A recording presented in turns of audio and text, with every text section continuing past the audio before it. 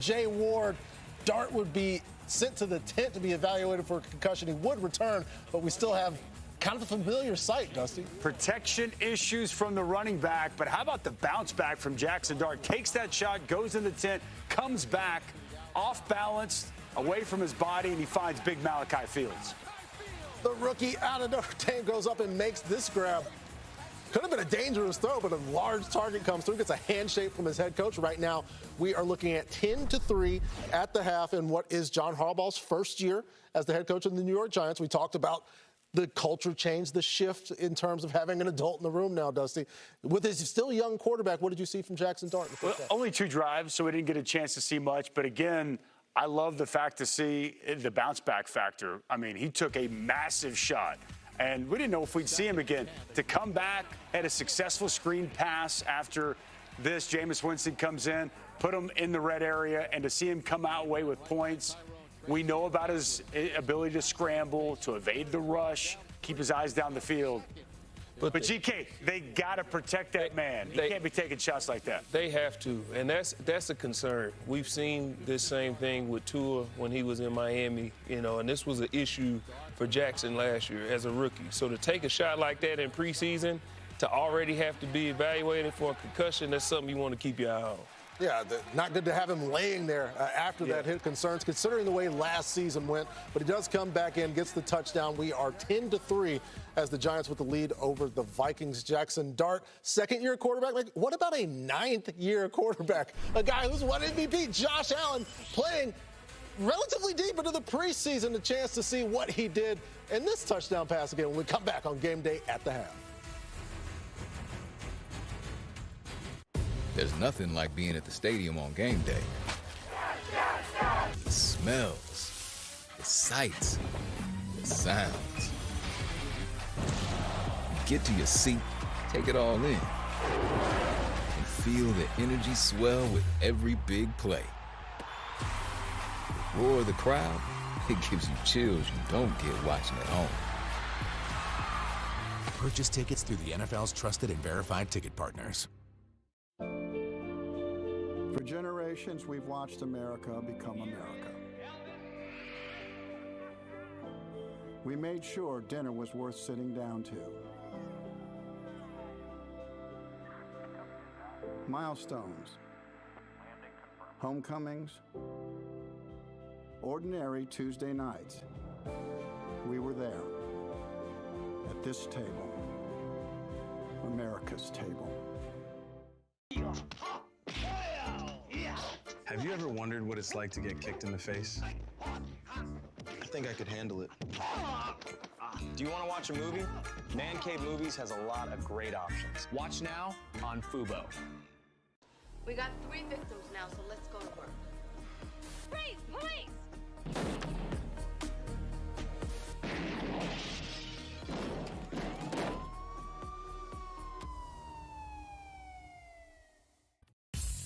Back here on game day at the half, Patrick Claybon, Gerald McCoy, Dusty Dvorak looking at New Highmark Stadium. And the fans at New Highmark Stadium looking at the new head coach, Joe Brady, and the quarterback, Josh Allen. They're used to seeing him make plays like this. 2nd and 8, throws back across the field to the newly acquired DJ Moore, picks up a block, Dusty, and this is what we want to see out of this connection. Multiple chunk plays for DJ Moore in his debut. This is exactly why Buffalo went and traded for the talented receiver. Play action again. Josh Allen looking to his left for Khalil Shakir. Familiar sight, Gerald, as those two have linked up plenty of times. Man, Josh is just out there just having a good old time. He probably shouldn't have played, but this is Josh Allen we talking about. He like, man, let me get out there, coach. As DJ Moore kind of gets up, holding his right leg, there's concern from Bills fans. DJ Moore is still fine. Play action again. Josh Allen pump fake, hesitate, being Josh Allen, Dustin, and then touchdown to Keon Coleman. Looking like an MVP already in the preseason. Man. Josh Allen said to have a big year, for sure. 13-7, Bills lead at the half. Kyle Allen has come in relief of Josh Allen. The rest of the schedule today coming up, we got at 4 o'clock. We got the Rams at the Chiefs. Get a chance to see The Jacksonville Jaguars in New Orleans. The bird matchup, Eagles, Ravens, all wraps up tonight on NFL Network with the Dallas Cowboys and the Super Bowl champion, Seattle Seahawks. Chance to see Patrick Mahomes warming up, having fun. Gerald, he's coming off the knee reconstruction. You're thinking maybe he's being a little too active in warm-up. Yeah, I'm okay with him being active in warm-ups, but covering wide receivers, jumping up and down, celebrating, relax. We don't even know if you clear for week 1. Please chill, sir. Please. Andy Reid says it's unlikely that we're going to have Patrick Mahomes continue that streak of starting multiple preseason games, but we not get a chance to see Shedeur Sanders starting this game. He's expected to play the second half. Gerald, what are we going to see? What do we need to see from Shedeur? Push the ball down the field. That's what we didn't see from Deshaun Watson. He probably won't get a 2-minute drive, but let's see if he'll push the ball down the field, and let's see what he does on the move. Is he going to protect himself? Is he going to be a little apprehensive, or is he going to cut it loose? The numbers for Deshaun Watson looked okay, but if you really watched it, if I'm Shedeur Sanders, I'm saying I'm going to go show them and show everybody why I should be the starting quarterback in Cleveland. I agree with you. Not one single completion down the field of 10 or more air yards. So I want to see Shedeur push the ball down the field, make good decisions with the ball, show some of that mobility. He can move around a little bit. He's not typically looking to run, but he can move around and show maybe a little bit more than what Deshaun did in that first half. The sequence at the end, towards the end of the first half, Coates gets the interception. We saw Deshaun Watson in the 2-minute drill. Your reaction to what we saw, the sequence of events there from Deshaun? Yeah, he just didn't look comfortable. And you want to see the offensive line is taught to create a pocket for you. And Deshaun, when he gave up the sack fumble, is because he didn't step up. Let's see if Shedeur step up in this pocket and make the throws instead of holding it and looking to run and holding it. Step up in the pocket and make a throw. That's what you got to do in this league. Yes, you do. Big opportunity for Shedeur Sanders here in the second half. Yeah, an opportunity that we're going to have coming up is we're going to get to Jim Miller, Adam Amin, and our friend Stacey Dales. Again, another Sooner as a part of our NFL Network broadcast today. We get a chance to see them. Ben Johnson and the Bears, their offense with Tyson Bagent. We had some nice plays from Maurice Alexander. Got in the end zone, had a few catches as well in this first half, Joe. Yeah, and Tyson Bagent, like you said, Dusty, that's probably what Todd Monken wanted to see from Deshaun Watson, what Ben Johnson got to see from him. Mo Alexander's killing the middle of that field right now. Right. Cleveland does not have an answer for him over the middle. All right, so let's get back out all to WFLD Chicago. Jim Miller, Adam Amin, and Stacey Dales on the call. Enjoy the second half. And out to the 20-yard line. Short return, and George Bukowski kind enough to join us from our broadcast booth, so we appreciate the time. Adam, Jim, Stacey, and George are with us. George, obviously, the first thing that we wanted to get to, you're an owner of an NFL team. You've been through several of these questions and interrogations. This won't be one of those, but I do want to get your thoughts. For people who haven't had the chance to hear you talk about it, to hear Kevin Warren talk about it, the only question that's at the top of people's minds right now is the stadium situation. I wanted to give you the floor because basically, from a fan's perspective, there just seems to be a little bit of confusion, and they're looking for some clarity. What clarity can you provide for fans right now in terms of the stadium situation? The clarity is we're moving forward in Hammond. We've identified one viable site, the Lost Marsh Golf Course. We're looking at another site to see if it is viable, the Wolf Lake Terminal, and we're doing our due diligence on those sites. It's time-consuming. It's deliberate. It takes a while, and we just need people to be patient. Here's a little view of the golf course right there, and you can see it off in the distance, the Chicago skyline. There's the Wolf Lake Terminal site. So we're going through our due diligence on that second site. Excellent run for Savon Ahmed as he takes it out towards midfield. This is a very nice thought to have going forward. Continue, guys. Morale couldn't be higher, George, when you look at your team. Not only probably from the player standpoint, but from inside the building, too. I've experienced it. Maybe talk about how do you manage the expectation all throughout the organization. Yeah, there's a good buzz. A lot of people are excited. There's a lot of anticipation, but Coach Johnson has made it clear he's not going to let people get complacent. There's a lot of work to do. Are you an offensive guy or a defensive guy? I'm a defensive guy. If we were to win 2-0, that would be fine with me. Very baseball-like score for a baseball fan right now. Case Keenum going to work, veteran quarterback trying to get away from the pressure, and he can still move as he gets into Cleveland territory. Well, George, if you're a defensive guy, you've got a pretty damn good quarterback. What do you think of Caleb Williams? Oh, great kid. Wants to be great himself. Terrific relationship with Coach Johnson. His teammates love him. He's a hard worker. We're expecting big things from him. Caleb obviously is going to open up a lot of eyes. We saw what happened in the postseason last year. You've been around this organization for so long. What did that feel like? Give us a sense of what that postseason was like. It was a great ride. It ended a little too soon. Miraculous, unbelievable, stupendous. But ultimately, we fell short. We got to go farther. Savon Ahmed taking in on that check down. What a cutback. Oh, wow. Off of a foot injury, trying to make a name for himself. It's a touchdown for Savon Ahmed. Well, that's one of the keys is identifying great players in the offseason to build on what you did a season ago. Whether it's Salvan and other good players that have been signed here. Talk about Ryan Poles and Ben Johnson identifying the right type of players you're looking for. Yeah, so we're great at the top of the roster, but we need to be strong throughout the 53. You know, if somebody gets injured, somebody's out for a couple weeks, we need somebody else to step up. So it's great to see these kids get an opportunity to perform. That was exciting. I think the fact that, George, your head coach and your general manager are so locked at the hip, what have you detected is the key to their relationship? I think it's great alignment, great communication, and stunningly in our business, lack of ego. They just want the Bears to succeed. George, we really appreciate the time. Really appreciate you giving some clarity to people who need that. I know it's going to be a long process going forward, but for you to address it with us, we really do appreciate the time as always. Appreciate it. Go Bears. Jordan McCaskey kind enough to join us in the broadcast booth. A lightning strike from Savon Ahmed as he's able to take it all the way to the house for a Bears touchdown. Liberty Bibberty. That's my name. I tell everyone it feels great getting great coverage and savings on car insurance with Liberty Mutual. Liberty Bibberty. Don't overdo it. Great coverage, great savings. Liberty, liberty, liberty. Bibberty.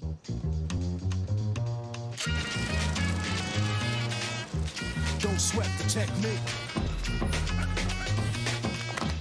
How much for what? 11. When kids start making money, Who's next? Chase can help them figure out how to manage it with smart tools and guidance from expert bankers. Wow. Now that's a first deposit. Let's get your account open. Eh? Give me some. That's good for kids and good for parents. Chase, make more of what's yours. The fan favorite pretzel bacon pub cheeseburger is back at Wendy's. It's kind of like a pub on a bun, a pretzel bun. Nice buns, mate. The Wendy's pretzel bacon pub cheeseburger. Pub kinda included. Save on hundreds of styles during Dick's Epic Shoe Sale. Score back-to-school deals on trending brands on sale for under $100.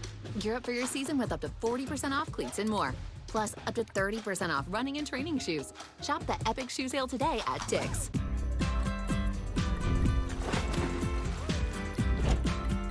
Every time I look around, it's a Muppet.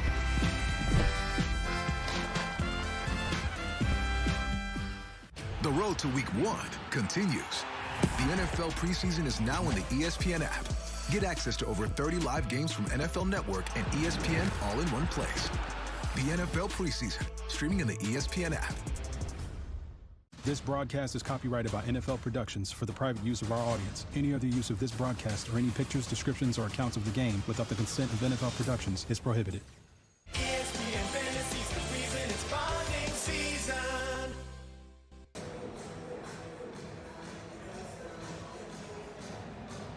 Foot injury in 2023, that severe ankle injury last year in the preseason, and to miss the entire year. This is a big moment for Savon Ahmed in his 6th year out of Washington, and he connects with Sticks. Case Keenum wearing that number 11. He finds Ahmed, who did a lot of that work on that 49-yard catch and run for a touchdown. The Bears have their first lead of the day. Here's Raheem Sanders. They call him Rocket. And he takes it out to about the 30-yard line. Back to the touchdown. A lot of good blocking to set this up.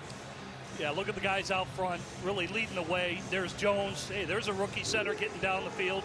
And then look at the running back. This is where he's really dangerous, is in space. That's what Eric Studesville has talked about, his ability to catch the ball out of the backfield in space, make plays, finds guys, hits the accelerator, and guys are in his dust. So. It was the stiff arm for me. This guy was a freak athletically, by the way, coming out of Washington. I mean, years ago. It's nice to see him get his shine. Shedeur Sanders starting the second half for Todd Monken's offense, and he delivers on target. Excellent catch by, this is a really good return guy in Gage Larvadan. I always want to make sure I say it correctly because it confuses me looking at it. He's their top punt returner, but he's got some speed. He made a nice play out of that one from Shedeur Sanders, who's getting the opportunity in the second half. 7 starts a year ago, went 3-4 as a rookie. Won his last 2 outings. Averaged almost 200 yards passing. Yeah, we saw him actually here in Chicago, 59% completion. But the bugaboo for him was the 7 touchdowns to the 9 picks. And a fumble on the exchange. Good job to jump back on top of it by Amani Marshall and rescue it for the Browns. You're right, Stacy. It's about, I think he had 3 turnovers in that game against Bears, or like even here, quarterback center exchange. First things first, got to start with getting the quarterback center exchange. And looks like it was a good snap. Just got to squeeze the hands, and unfortunately the ball's on the ground. That's how you're going to be judged. You got to take care of the football. It's like a bar of gold. I've said that forever. You got to treat it with the care it deserves. Got Kingsley Egwakin in there at center.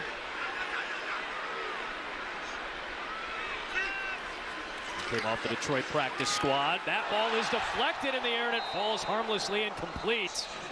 It was hard to believe a couple years ago the Bears were in quarterback competitions, and they draft Caleb Williams, and obviously we know what the future will hold. But Jim, how difficult is it to go through a camp? And a nice job by Lynch there, getting the bat down. Lynch has been active today. He's been really active. How difficult is it to go through a quarterback competition in camp? Well, I think at some point you got to make a decision. To me, it's already too late. They should have made this decision. You look at Minnesota, they've already decided Kyler Murray's their guy. To me, this is too long. Big blitz on Sanders as he gets rid of it and connects downfield. Luke Floria able to make the grab, and Shedeur Sanders stood in there with probably the heaviest Bears blitz we've seen all day today. Coming down on they bring the heat here, the Chicago Bears defensively. Why not? New quarterback in, second half. And it's just man-to-man, one-on-one. Josh Blackwell really can't do much about it here in open space. Although they will need him in a severe way, given, again, the attrition at injury. Josh can do it all. To this secondary. He can play nickel, he can play outside, he can play safety. He has really filled roles in the past for the Chicago Bears. He's an excellent special teamer as well. Toss play for Marshall. And Jamry Chroma helps finish it off. Sewell was there, along with John Radigan, who's been a great special teamer in his career at a couple of different stops. But getting back to your question, Stacey, I mean, Dylan Gabriel's kind of been pushed to the side here. It's been a 2-man race, but to me, it's still too long. You've got to make a decision. You've got to get guys caught up to speed, because they've got a lot of new players, too, as well. And so whether it's Deshaun, who hasn't played in a long time, and Shedeur, who hasn't played a lot, if you are going with the young guy, give him all the reps. Let him see so he can learn and go from recall after that, because you're never going to be able to expose him to everything in practice. Sanders dancing, looking for an alleyway, and he's just going to have to duck and run. I think you make a great point, Stacey, because it's such a luxury that the Bears find themselves in. A lot of teams obviously love to have the solidified veteran quarterback, but it is a real luxury when you know who it is from the start of the first snap of the preseason into the regular season. The Bears know that, the Browns don't. Yeah, and we've chronicled Caleb Williams and just his growth from year 1 to year 2. It's hard to imagine. I asked him what Ben Johnson is like as a teacher, and he basically, paraphrasing it, said, he's the kind of guy you want to stick with forever. He believes in me, I believe in him. This is going to be a partnership for a long time in Chicago. They're trying to figure that part out here in Cleveland. Sanders did a nice job of keeping it alive for Marshall, and he gets hit near the sideline and forced out of bounds. That's twice. He's moved well in the pocket. Good adjustment there. Finds his back out of the backfield. Going to be close to a first down. I think he ended up a little short. Dante Manning ended up meeting Marshall shy of the sticks and made some contact with him. So it is 4th and 1. In regular season, who knows if you do go for a play like this, depending on how aggressive you might want to be, you might bring the field goal unit out. But in this situation, preseason, there's no reason not to try for it. They'll run that 4th and short play. It'll be a run play. It'll be a stop for the Chicago defense yet again. It's a good play by the Bears defense, but I'm going to tell you right now, because Shedeur was late getting out underneath the center. It's a power play. I'm not a big fan of that down where you're pulling the guard down by the goal line. But, hey, Bears get the stop. Big play. Vandenberg, Chroma, Sewell, all in the pack. Trying to improve that run defense. They get a 4th down and 1 stop and a turnover on downs. Harbor Freight Tools are working hard in Nico's automotive shop in Illinois. He demands affordable tools that don't quit because he never quits. Harbor Freight, built for tool people. Unbeatable deals right now at Harbor Freight's parking lot sale. Don't miss out.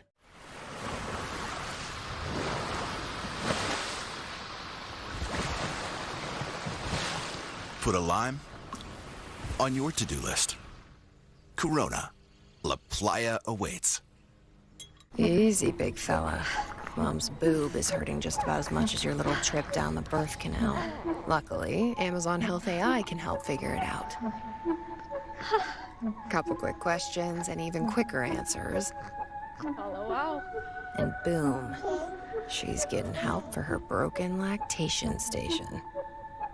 Now give her one of those gassy little smiles of yours to make up for it all. Good one. Mommy loves you.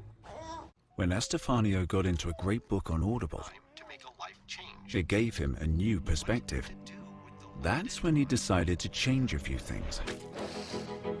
Reveled in the very process of training and improving step by step, day after day, week after week, month after month,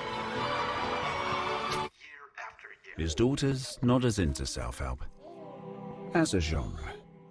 The NFL season comes early. This year it starts on Wednesday with a Super Bowl rematch in Seattle. It's showtime! Thursday night, the first ever game in Australia. Niners, Rams in Melbourne. Way to big dog in his life. Then Sunday brings week 1 to life.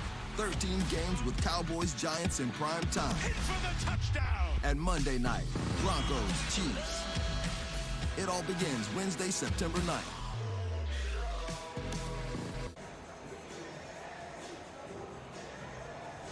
One of the key talking points for Dennis Allen in the offseason was helping out the run game, and some of these new additions have made a nice impact, whether they be rookie draft picks or free agents. Bears get a key 4th and 1 stop and give the ball to the veteran Case Keenum, who re-signed with the Bears for a 2-year deal. And he's got a one-on-one matchup on the outside, and a rolling Scotty Miller is there with the catch. Picks up a 1st down from Case Keenum. Now in his 2nd year with the Bears, his 8th NFL team, and his 14th season. And of course, his role is to be a continuing mentor for Caleb Williams.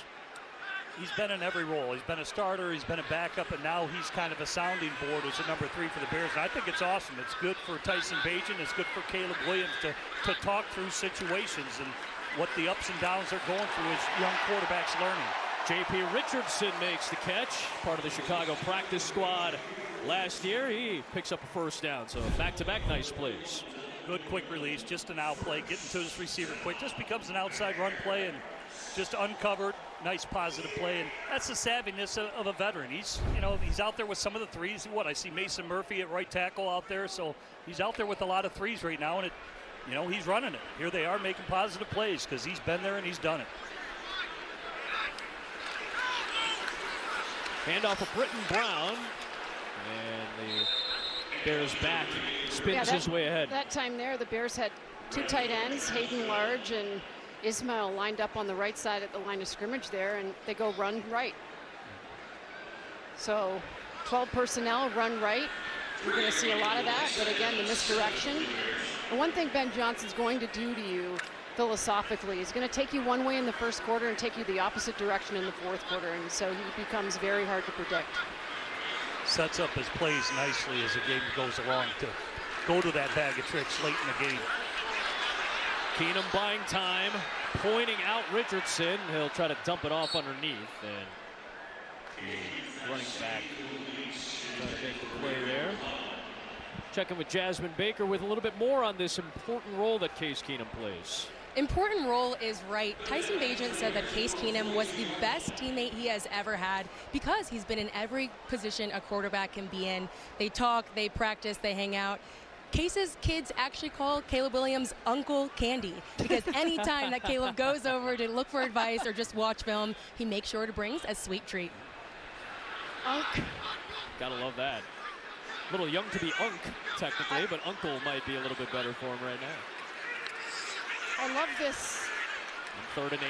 I love this report because I think it's so underappreciated and undervalued, just having quarterback continuity and a continuous room. And the fact that you've got JT Barrett back as your quarterback's coach, you've got Press Taylor hanging out still with this team, obviously, as the offensive coordinator.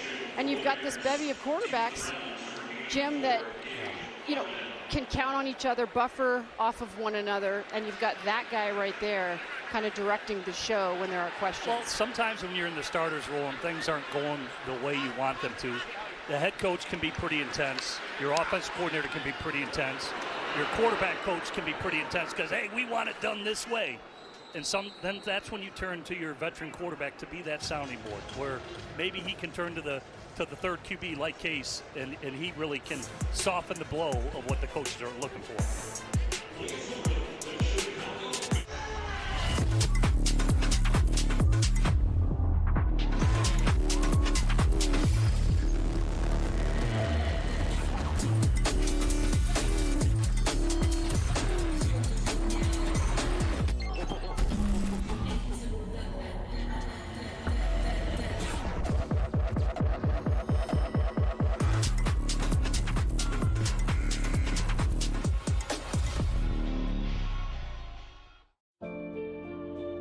For generations, we've watched America become America.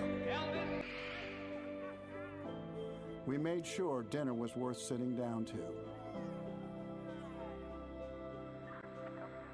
Milestones, homecomings, ordinary Tuesday nights.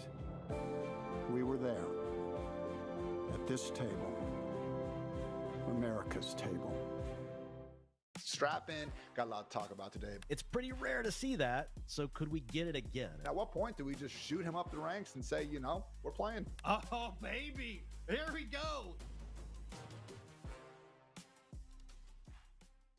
Want more Fubo Sports? Head on over to our YouTube page to watch your favorite moments from BKFC, Pro Box, Hoops HQ, and UEFA. And don't forget to subscribe so you never miss out on the action. Yeah, it's gonna be a good day. Just say yes. Oh, is he feeling it? Say yes to homers. See ya! To strikeouts. Swing and a miss, got him. To saves. A W for the Yankees. Say yes to big smiles. To Big G. To the captain.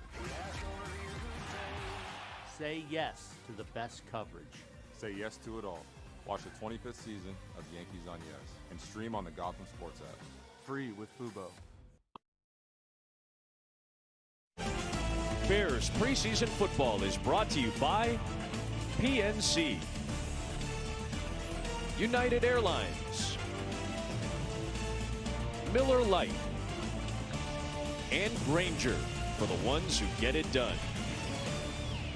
Well, some of the younger stars that are starting to blossom in this city. Modest Buzelis of the Bulls, Pete Crow Armstrong of the Chicago Cubs, of course Caleb Williams, and Blackhawks center Connor Bedard, who signed an extension. A bunch of guys on the White Sox are making some noise right now. It's been a fun time in this city as all the professional groups in this town try to turn things around. There's Neville Gallimore on a nice stop of Amani Marshall as the Bears defense takes the field once again. I was selfishly pumped when Bryson Graham and Tiago Splitter decided to draft Caleb Wilson. I almost said Williams. We'll have some fun with that during the area. We've got the two Calebs in town. And Caleb Wilson, the number 4 pick by Chicago this past draft. Probably going to do that a lot. Who among us? It's a good problem to have in this city right now. Second down for Shedeur Sanders. And a couple of nice plays on his first series that fell a little short after the Bears got a stop. Marshall gets hit by one of the new additions to this back end, and Beanie Bishop, who has to deal with a suspension for the first 3 games of the season going back to a substance violation. or substance policy violation, I should say, last year. But he's out there. Jordan Vandenberg's out there. Nefi Sewell, Jamrick Chroma, Lynch. A lot of new faces, new additions. Gallimore being amongst them, and Bishop too. Let's not forget, Beanie Bishop had 4 picks for the Steelers in 2024. Seen as kind of a Swiss Army knife and another necessity now in the secondary. Had 2 in one game when Aaron Rodgers was throwing passes for the New York Jets that year. He was on the practice squad before signing with the Saints last November. And right on cue, Beanie Bishop breaks on the ball. The former college All-American makes a nice play there to set up 4th down. Yeah, it became a 3-by-1 set, so he's one-on-one on the backside as the strong side safety rolled down. He understands it, recognizes it, breaks on the football, and perfect hand placement to bat the ball out of the position of the receiver there. So Malachi Corley. So good job by Beanie Bishop. Another former ex-New York Jet in Corley. A good play by Bishop. Second year out of West Virginia. Kyron Hudson is back to return. Booted away by Bojorquez, one of the top punters in the game. Hudson, and a decent return, gets hit shy of the 40-yard line, and Bears will have decent field position on the other side of the break. Case Keenum goes back to work. Bears lead it by 7. Coming home to Febreze Plug feels like the best welcome home ever. Because Febreze has a microchip to control scent release, so it's first day fresh for 50 days. And a refill light, so every welcome home is delightful.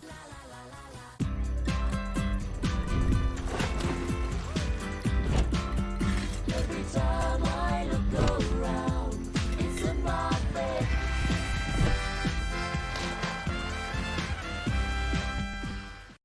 The Welcome Home celebration is going on now, and this is your best chance to get into a Mercedes-Benz GLC or GLE.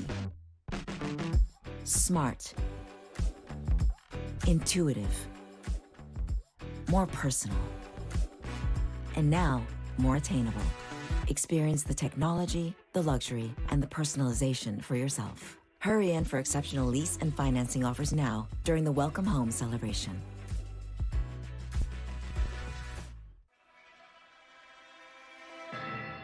Now look, just listen. Okay. Seems you've been using your Discover Cashback card to earn 5% cashback at grocery stores all quarter. I have. Now, it's payback time. What?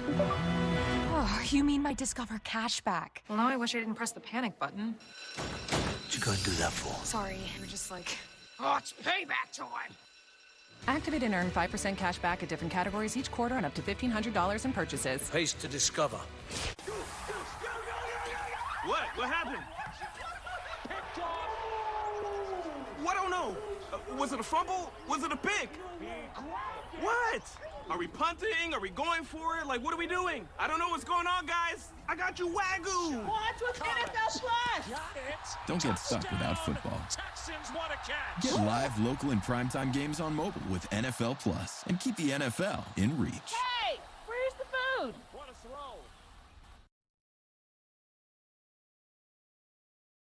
Broadcast is copyrighted by NFL Productions for the private use of our audience. Any other use of this broadcast or any pictures, descriptions, or accounts of the game without the consent of NFL Productions is prohibited.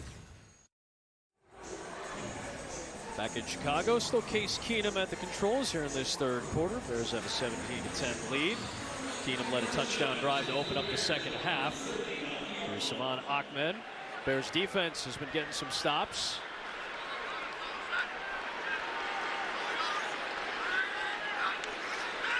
From under center now, Keenum floats it outside, and it is caught by Ray McLeod.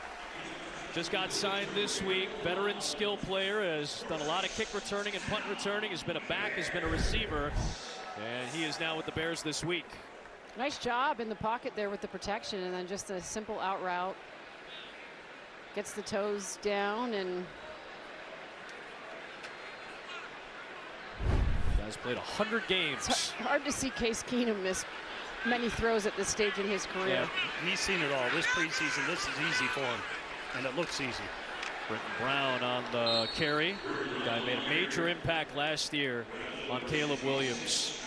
Case Keenum went through film study preparation. Jim, I imagine when I talk to young quarterbacks during the regular season, they're all trying to figure out a routine. And I feel like when you got somebody like Case Keenum, that helps you line up your routine a little bit better. Yeah, you do, because every day is a different day. You know, when you go in on a Wednesday, Tuesday's your day off. Wednesday's your install for first and second down. Thursday's going to be your blitz reel, third down, and a little bit of goal line. And then Friday's going to be red zone and 2-minute drill. So you've got to prep for every one of those days. Do they know how to watch the third down blitz reel? What protections to check to? It's nice to have a guy like Case Keenum when you're sitting in there. Hey, man, you may want to check to this, or let's do this. Coach talked about that. And just to be a guide to help a young quarterback along in how to study and prepare for a game. That's a big part of it. And until you get that routine down, you're going to struggle. You're going to struggle. And there's a lot of tools that you can turn to, but you better have those tools in place for your preparation in order to play on Sunday. And if you do that, the games are easy. The games are easy to play if you're prepared. 3rd and 2, trying to move the chains, and a stop for Cleveland on Britton Brown. It'll be 4th down and short. To that point, Caleb Williams specifically said this week that he is head above water, which is critical, because last year he said he was drowning, and the ability to get, Jim, as you just alluded to, new plays in, he's able to execute those plays. We've talked about that, all of that, but it's his process. Yeah. Well, it's I mean, a lot of it, we talk about it being a language. It is very wordy. I mean, a lot of these offenses are very wordy, and they're very specific in what they tell everybody to do. So when I go, hey, I write Z half fly 772 Z drive X post on 1, it tells everybody what to do. And there is a connection to McLeod from Keenum on 4th down and short to get a big gainer into the red zone of Cleveland. There's a case in point right there. Case has done it for so long. It looks easy for him right now. Look, play action, turns his back to this. It's got the over route, pulls the trigger. Perfect throw. Ray, it's on stride. He can just run and step out of bounds. And it's easy for Case, but for young quarterbacks, it's not, because you're thinking so much. All right, we just went I right Z half fly. What does that mean? What's 772 Z drive X post? You know, and you're robotic. You're robotic, and you have to see that play has got to light up in your mind. Like, boom. When I go I right Z half fly 772 Z drive X post, I know exactly what everybody's doing. Rick Brown pounds it up the middle and picks up a good gain on 1st down. And within what I just said, I'm hot off too strong. My Z is now my hot. If they do bring too strong, do I want to now check it? Do I want to, hey, I want to run this play. Let's max protect it, and I'm going to go this route. You got to have answers. You got to have answers. A lot of these play calls are 12 to 18 words. Then you add the kill play. Yep. So there's another 12 to 18 words, and all of those words mean something specific to each position group. It's really fascinating to hear it. We might be able to hear it pre-snap, too, some of the things from Case Keenum. Looking left, throwing left, wide open, touchdown, Britton Brown. It's just easy. He crosses it. He knows what he's seeing. It's an easy pitch and catch. He sees the defense is out leveraged due to the coverage. And that's because he's played a lot of football. He's come with a lot of starts, and he can pass that long. And that's what Tyson Bagent talked to us about. He goes, I want to get really fast at my process. This guy, Case Keenum, right here, is so fast at his process. He knows what the defense is already in. He knows what the coverage is. I know I'm going to the flat right now. Step, easy throw, touchdown. Simple. The game's easy when you know where you're going with the football. Now it's 66 NFL starts under his belt. Case Keenum, one of the great college players of this century. And he finds Britton Brown, who was so key in that win against the Bengals last year. And he gets the touchdown to put the Bears up 14. Still 42 seconds here in the 3rd. Well, we got a moment. Let's head back down to the field and check with our buddy Jasmine Baker. JB.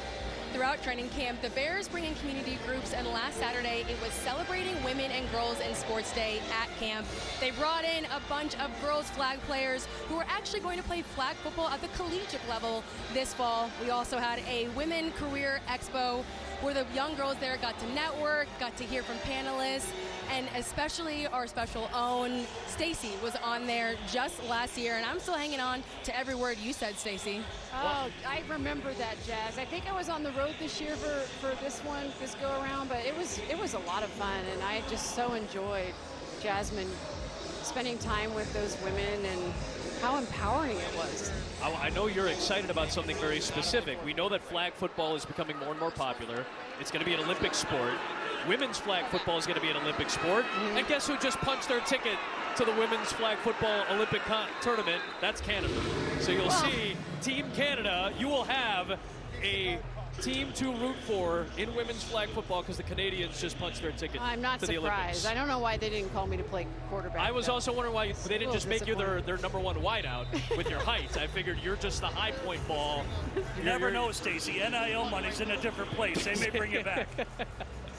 Bears defense back out onto the field as Shedeur Sanders will go back to work from the 30-yard line. The Bears defense with a couple of stops on each of Shedeur Sanders' series so far.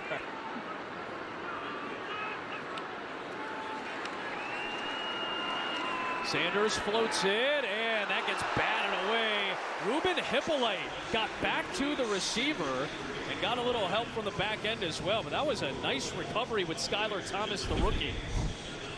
Look at Hippolyte coming all the way back to jar that ball loose and sandwich Larvadan with Skylar Thomas. Well, you credit his hustle because it forced Shedeur Sanders to have to really put a little bit more loft on that ball than what he did. Probably should have drilled it a little bit more. May have had enough clearance, but I do think it was the hustle of the linebacker that forced that ball to float. Some of that speed. That's what Ruben Hippolyte came in with a reputation for Tuesdays last year. He did. Second rounder, let's not forget, fourth rounder out of Maryland last year. Appeared in just 7 games, 1 start. Again, I said in the first half, they need to see more on special teams from him, but he's going to be essential to this group. But we haven't really seen Keyshawn Elliott, the 5th rounder rookie, out of Arizona State for the Bears because of injury. And so expect to see him perhaps back next week. But collectively, the Bears should have a plenty amount of speed. Also, Noah Sewell coming back into the mix. And the former Cleveland Browns, Devin Bush, who was one of the fastest players when he got drafted. Obviously, he's gone through some knee injuries in his career. But Hippolyte, one of the speedsters on this Bears defense that showed itself well while the offense started to pick things up. Touchdowns for Bagent and Keenum, and a 24-10 lead through 3. All smiles for Iceman. Olive Garden's got not 1, not 2, but 3 new dishes that might just dethrone your favorite. Each tossed in our new creamy garlic sauce with fresh spinach and tomatoes. So, will it be the tender, buttery salmon? Or will the grilled chicken or sauteed shrimp take the crown? One of them could be a new favorite, but you don't have long to find out. Our limited-time creamy garlic fettuccinis will be gone soon.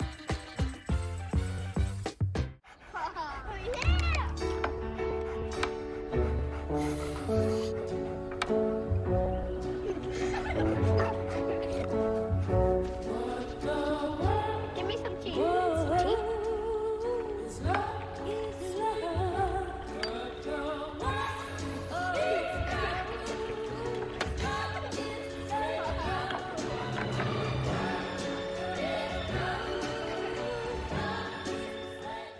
Harbor Freight Tools are working hard in Nico's automotive shop in Illinois. He demands affordable tools that don't quit because he never quits. Harbor Freight, built for tool people. Unbeatable deals right now at Harbor Freight's parking lot sale. Don't miss out.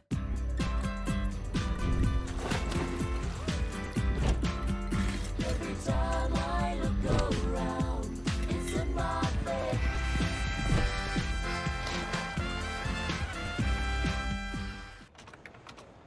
Hey, you're not packing your toys for the Super Bowl? Nah, they gotta hold down the fort while we're in LA. Like Toy Story? Toy Story. The whole company's going. Let's roll. Let's go! We're never gonna make it. It would take some kind of unbelievable Super Bowl Hail Mary. That's not funny, Eli. To Super Bowl 61 and beyond. Game breaking here on NFL Network. Looking ahead to the 4 o'clock Eastern kickoff between the Rams and the Kansas City Chiefs. We will not see Patrick Mahomes in the game, but Jared, we see him in warm-ups. We see Travis Kelce in warm-ups, and maybe we could see, Ty Simpson for the Rams in the game. Man, there was a chance. There was a time where we thought we might not see either one of them this season, but they both are back. So that's good for Chiefs faithful. And so, yeah, again, no Travis Kelce in this game, but a lot to look ahead to, Dusty, for this offense. Yeah, lots to look ahead to this season. New running back in the backfield with Kenneth Walker III. Can't wait to see how they integrate him. I'm kind of with you, though, on Ty Simpson. A lot of people questioning number 13 overall pick for the Alabama quarterback. How does he look like at his NFL debut? All right, let's get back out to Chicago. Caleb Williams being interviewed. A bit more into the details. I'm not thinking as much about necessarily what I have to do and all of that. It's more what's the defense doing and how can I adjust and, get the ball out faster? How can I adjust and, make checks to the line and things like that? You said you spent a lot of last training camp wondering if Ben Johnson even liked you. I think it's safe to say that you know how he feels about you now. Talk to me about y'all's relationship and moving forward, how much you want to make him proud. Yeah, you obviously, when you get a good coach and you get a good teacher, you want to make them proud. You want to be able to go out there and execute, and that's what he is. He's a great teacher. He's been helpful for me, and being able to, I came to the NFL to learn more about football, to be a professional, to all these different things, and so he's been a great stepping stone for me, and we want to keep this going and just keep getting better as myself, but also as a team, and I think a big piece of it is having the coach and QB relationship being very strong. Let's talk about weapons, because you have no shortage of them. You have your three-headed monster with the tight ends, the running backs, the wide receivers. How have you seen that natural competition between them fuel and push them even harder?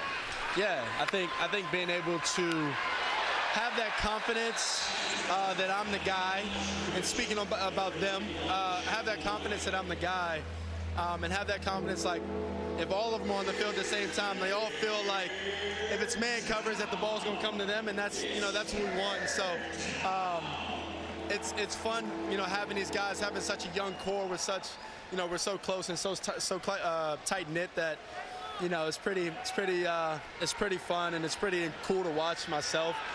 Sometimes they make big plays and they're down there celebrating, and I can't run down. I got another play to get in from coach, and to be able to see them celebrate. Sometimes I get a little celebration back there, trying to support them. So it's been really fun. It's been really encouraging. And my goal, interception. My goal for us as a team to be as close knit as we can before everything starts rolling, and a big piece of that is the young core that we have. Well, I'll let you celebrate now with your team. Thank you. Right, thank you. Well, it's a pick for Beanie Bishop. Love that. And the pressure came from another newcomer. That's Jaden Loving, the undrafted free agent out of Wake Forest. A floater from Sanders, and that's about as easy of a pick as Beanie Bishop's going to have. Yeah, and Loving, he had the bat down to play before, so now showing another defensive lineman who's an undrafted free agent by the Bears. And for Beanie, kind of an overthrow, as you mentioned, by Sanders, and Bears take advantage. Second turnover of the day for the defense. Ice in the veins. Miller Moss, Caleb Williams' former backup quarterback at USC, is in the game. Britton Brown got clotheslined on his way upfield, but that'll bring up second down for Moss and company. What a great interview by Jasmine there, and detailing just how far along Caleb Williams has come, his relationship with Ben Johnson. But Garrett Bradbury's got a new center, which we didn't see Garrett today. Right. Logan Jones took the start. When you think about the competitiveness, that was the one thing Bradbury talked about with Caleb. Not only does he just love and is obsessed with football, but he's so competitive. Even playing bowling recently, they were out on the bowling alley, and Caleb has to win at all costs, which we saw in the fourth quarter of more games than we've seen in a long time last year with these Bears. All those comeback victories, all they those stepped comebacks. up. And Garrett Bradbury is a huge piece. Drew Dolman was playing some really good football going back to his time in Atlanta. He had a great season last year, retired early at age 27. Garrett Bradbury is going to take over as the full-time center, traded from New England to replace Dolman. That's a veteran guy who's been there a long time, another Pro Bowler. And for him to say that about a young quarterback in Caleb Williams speaks volumes. I just think it talks about the maturity of Caleb to recognize that. It's kind of when, as a coach, especially Ben, who wants his offense run his way, it's kind of, I'm not your friend, I'm your father. They're going to, you have to coach that position hard.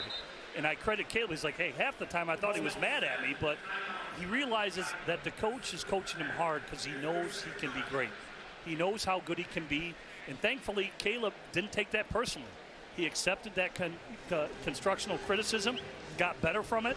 And you brought up a great stat preparing for this game, Stacey, about the third downs, how good Caleb is on third downs. He makes the hard plays look easy. If he can catch up in what I talked about, making the layups, he will be a complete quarterback. He really will be. How about the evolution of the trust that Ben Johnson has in him? I mean, Ben telling us this week that I brought Caleb into my office this week, and I sat him down and said, look at these plays. You got to make me right here. Yeah. I mean, Caleb has the ability to bail out a bad call. And Ben Johnson is rarely wrong, but if he is, the Bears trust in the fact that off schedule, Caleb can own it. He's proven that he can. Yeah. Ben used a timeout to reconvene, and then this is going to upset him. Offense number 80, 5-yard penalty, third down. When you get a penalty after a timeout, and Kadir Ismail, who comes from the famous Ismail football family, of course, Rocket Ismail and Quadri was one of my favorite players coming up, and very cool to see Kadir on the field right now, but that's going to upset Ben Johnson. Penalties after a timeout. Yeah. But I just think that to further that about Caleb, all the complaints about the completion percentage, that's all going to come now. These plays are going to become rote memory. He's in charge of it all. He's in command, and he will be a more consistent quarterback in the first and third quarters going into 2026 than he was a year ago, first year in this offense. Dylan Moss was looking for Ray McLeod up the sidelines, and Bears let the punt it away. Don't you think, too, Jam, that when you are sort of this generational kind of quarterback in which you have all this mobility, although Caleb Williams is a pocket passer, he wants to stay back there, he wants to throw the football and execute within the pocket. But you compare him to a Jared Goff, who is truly a pocket passer. He's going to knock on the door, perhaps, of a 69 or 69, 70% completion rate. It's going to be a little different for a mobile quarterback like Caleb Williams. Yeah, I agree with that. And they'll cater to his skills, too. You know, you're going to get more bootlegs, you're going to get more waggles, you're going to get more quarterback sweeps because he's so athletic and what he can do. And he provides more playbook that you can offer. Good punt by Torrey Taylor. Caden Davis almost pinned it up on the 1-yard line instead of touchback. If you watch football on TV, you need Fubo. Get NFL coverage, NFL Red Zone from NFL Network, and more. Streaming live on all your devices. Start watching at FuboTV.com. The DQ Blizzard Double Flip Deal is here. Buy one Blizzard treat and get a second for just 99 cents. 99 cents? That's bananas.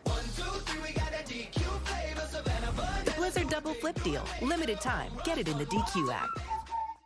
This is the challenge to all the guys who need to lose weight. Go on Row.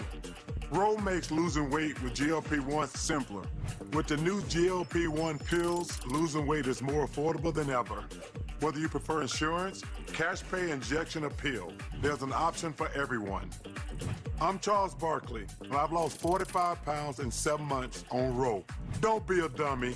Go on Row. That should be a great commercial. They say tennis is great for remembering you can customize and save hundreds on car insurance with Liberty Mutual. Do they, Doug? My bad! Only pay for what you need. Liberty, liberty, liberty, liberty. The fan favorite pretzel bacon pub cheeseburger is back at Wendy's.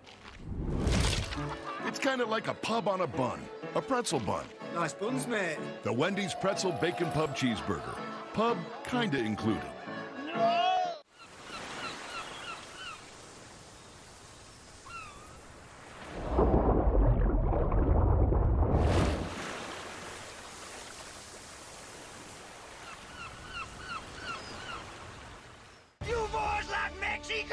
For 25 years, they've pushed limits. Hey, you stop laughing right now. But it's never too late to push things a little farther. This guy's kind of cute.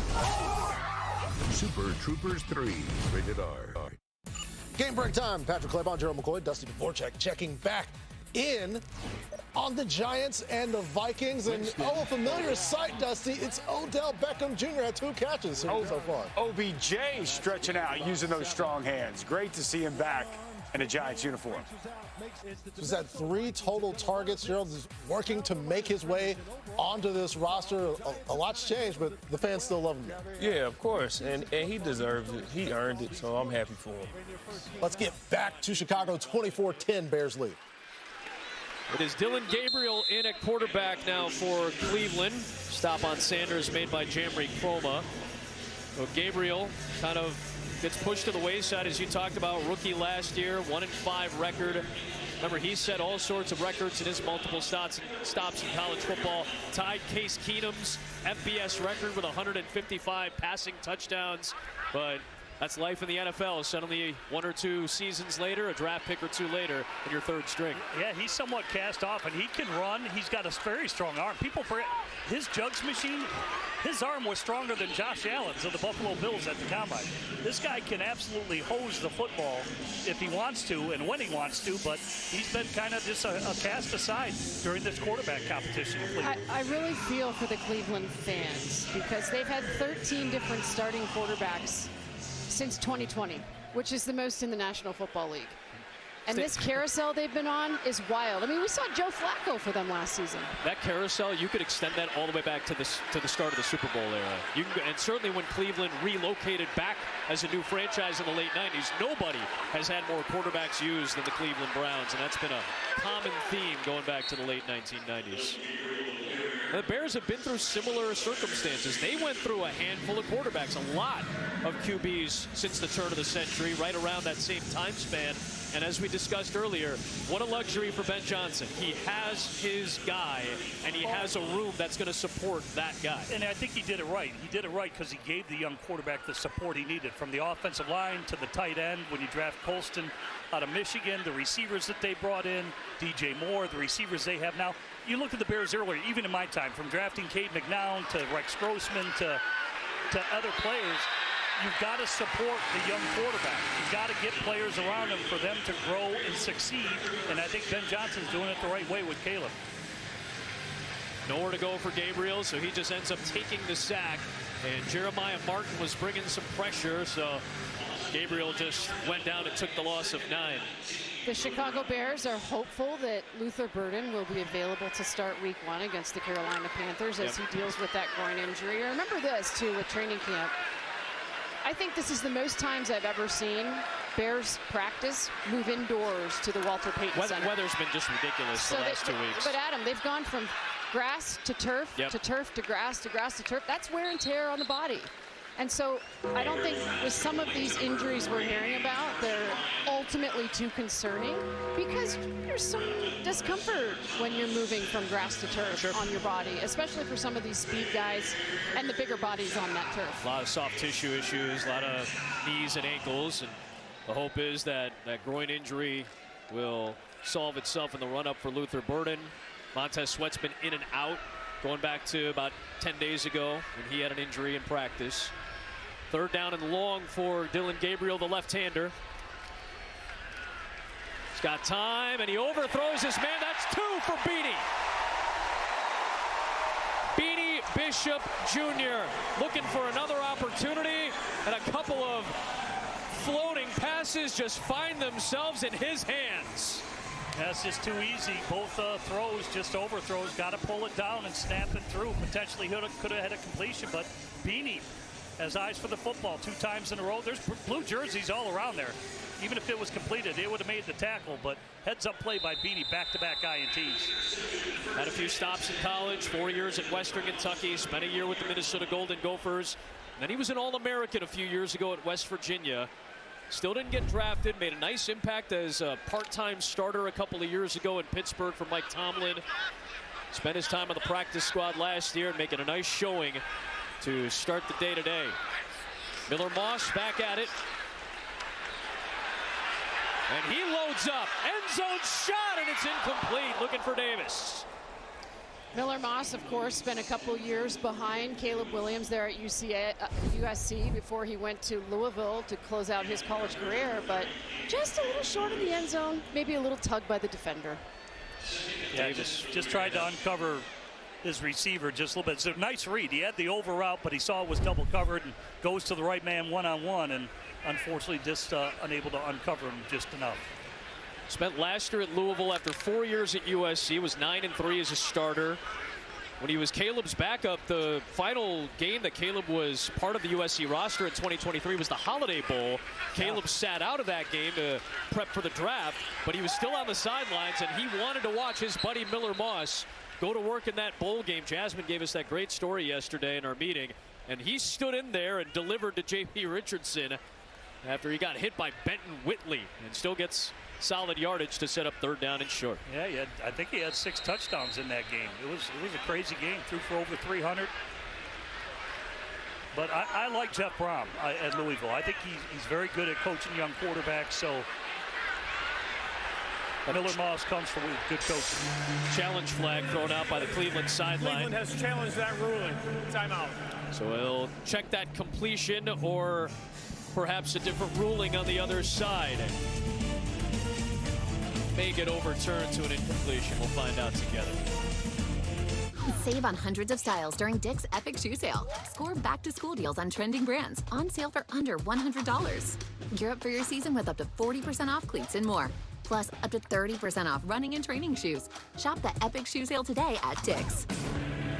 We're making a splash with another Twisted Tea drop.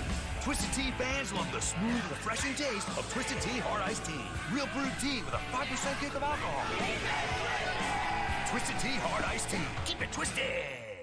Dr. Evil, your new phone company, Menace Mobile, will make it impossible to bundle cellular with home internet. The inconvenience will be like liquid hot magma. This isn't evil. All the phone companies make it inconvenient. That's why we're switching to Verizon. With their new Simplicity plan, Verizon makes it easy to add home internet. Bring in the savings! So you're all choosing Verizon, Traitors! Bundle your phone and home internet from Verizon for just $70 a month. Can you hear me now? Harbor Freight Tools are working hard in Nico's automotive shop in Illinois. He demands affordable tools that don't quit because he never quits. Harbor Freight, built for tool people.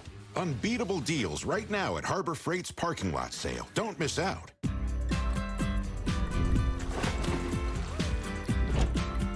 Every time I look around, it's in my face.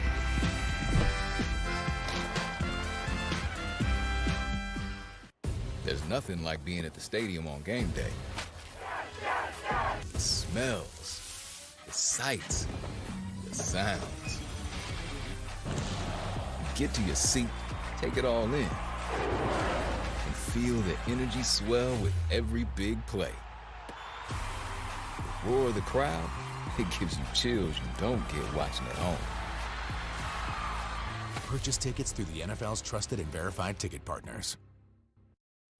Game Breaker will get you back to Chicago for Browns-Bears. Patrick Claybon, Dusty Dvorak, Gerald McCoy. Looking forward to this big-time preseason matchup. Sean McVay of the Rams, Andy Reid of the Chiefs. And we get a chance to see, Dusty, the forgotten man this offseason, Ty Simpson. Remember the first-round pick? Shocker of the first round. But the Rams got the guy that they liked, high football IQ, son of a college football coach. He's going to be really good, I think, handling everything pre-snap, sees the field very well, can place the football where it needs to be, anticipates throws, and a better athlete than you think. All right, we're looking forward to that game coming up at 4 Eastern. We'll get back to Chicago, balls in the air. Do you think there is a single head coach in the National Football League that is going to give up the power? Mike Vrabel was very, very adamant that he is not giving up that power. Whose ego is going to give up the power? Who's at the trust level? Like, these guys trust their eyes so much, it's very difficult to suddenly rely not only on somebody else's eyes, but on the mechanics to go down the sideline and get somebody else to throw that flag. Look, there's 10 head coaching changes this year. I'd want to be in control of it. I'm with you, buddy. 49-yarder from Santos extends the lead to 3 scores. I asked Bill Belichick once. Oh, well, we got to go to break, but I'll tell you about Bill Belichick. Well, as soon as you said Belichick, now we got to hear the story on the other side. Santos drills this one from distance. The Bears are on top by 17. I'm looking forward to it.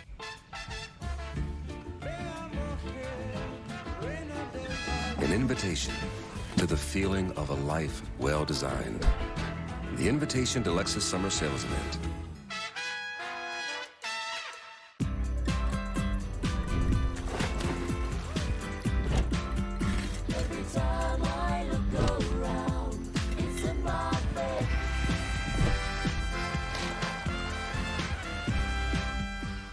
Set your alarm Sunday mornings this fall, because football's on. Good morning. It's gonna be a movie today. Rise and watch as football's biggest stars light up the global stage. 5 international games across 3 iconic cities. Let's go! London, Madrid, and for the first time ever, the NFL in Paris. Snooze off, game on. Wake up to Sunday morning football. Starts October 4th on NFL Network and the ESPN app. Thank you for calling the Bombas Comfort Line. Please listen carefully as our menu options have changed. Bombas is socks, slippers, tees, and underwear. Crafted with the finest materials. Press 1 for comfort, 2 for style, 3 for great gifts. You choose comfort, softness, a bit of So run in Bombas, sleep in Bombas, pet a llama in Bombas, give back in Bombas. Because with every purchase, 1 is donated. Bombas. Visit bombas.com and get 20% off your first order. The whole philosophy for us is like, if you can use a smartphone, you can use Square as a POS system. We've been using Square for almost 10 years now. It truly is the mothership. Square fits into how we run a restaurant. It all comes down to managing workflow and efficiencies. I get to focus on running Loon because Square just works. As business grows, so do the solutions that Square has to offer. Get Square.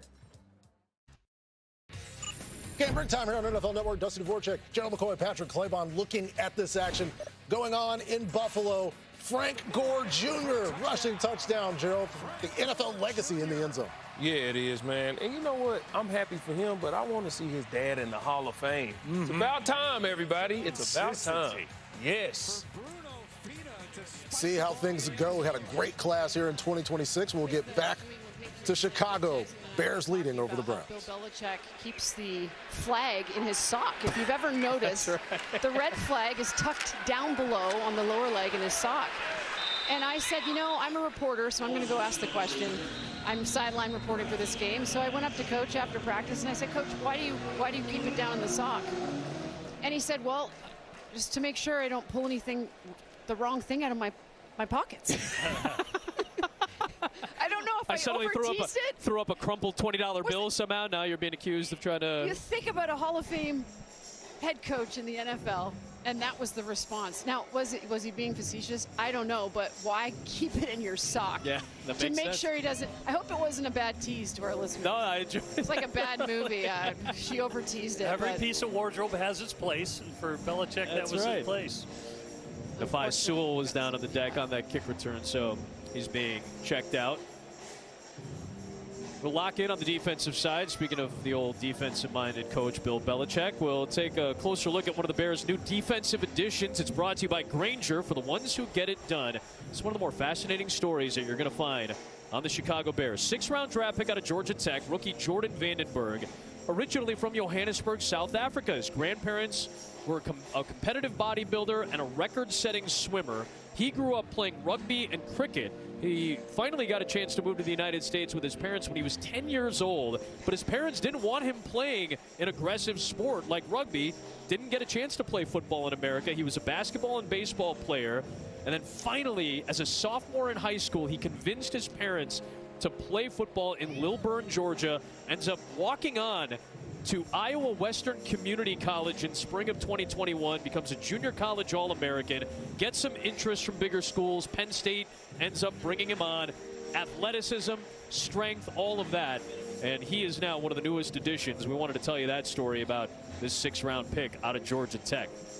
We'll have more on the rest of this Bears defense on the other side of the break. We're in the 4th quarter. This is the true story of Luke and Ann, who spent a lifetime saving for retirement. But living off those savings... Scary. Scary. Okay, deep breath. Here comes their advisor, Matt. Our job is to manage the money. Your job is to enjoy it. And with a plan, Earn and Save became Invest and Spend. Family trips, world restaurant tours, and Luke's new tractor. Riding lawnmower. Right. Sorry. What matters is that with Matt's help... We're getting a lot more enjoyment out of life. JP Morgan Wealth Management. Gain scent boosters keep a mind smelling great, even on the longest days. Ooh, smells like sunshine. Long-lasting scent for long-lasting days.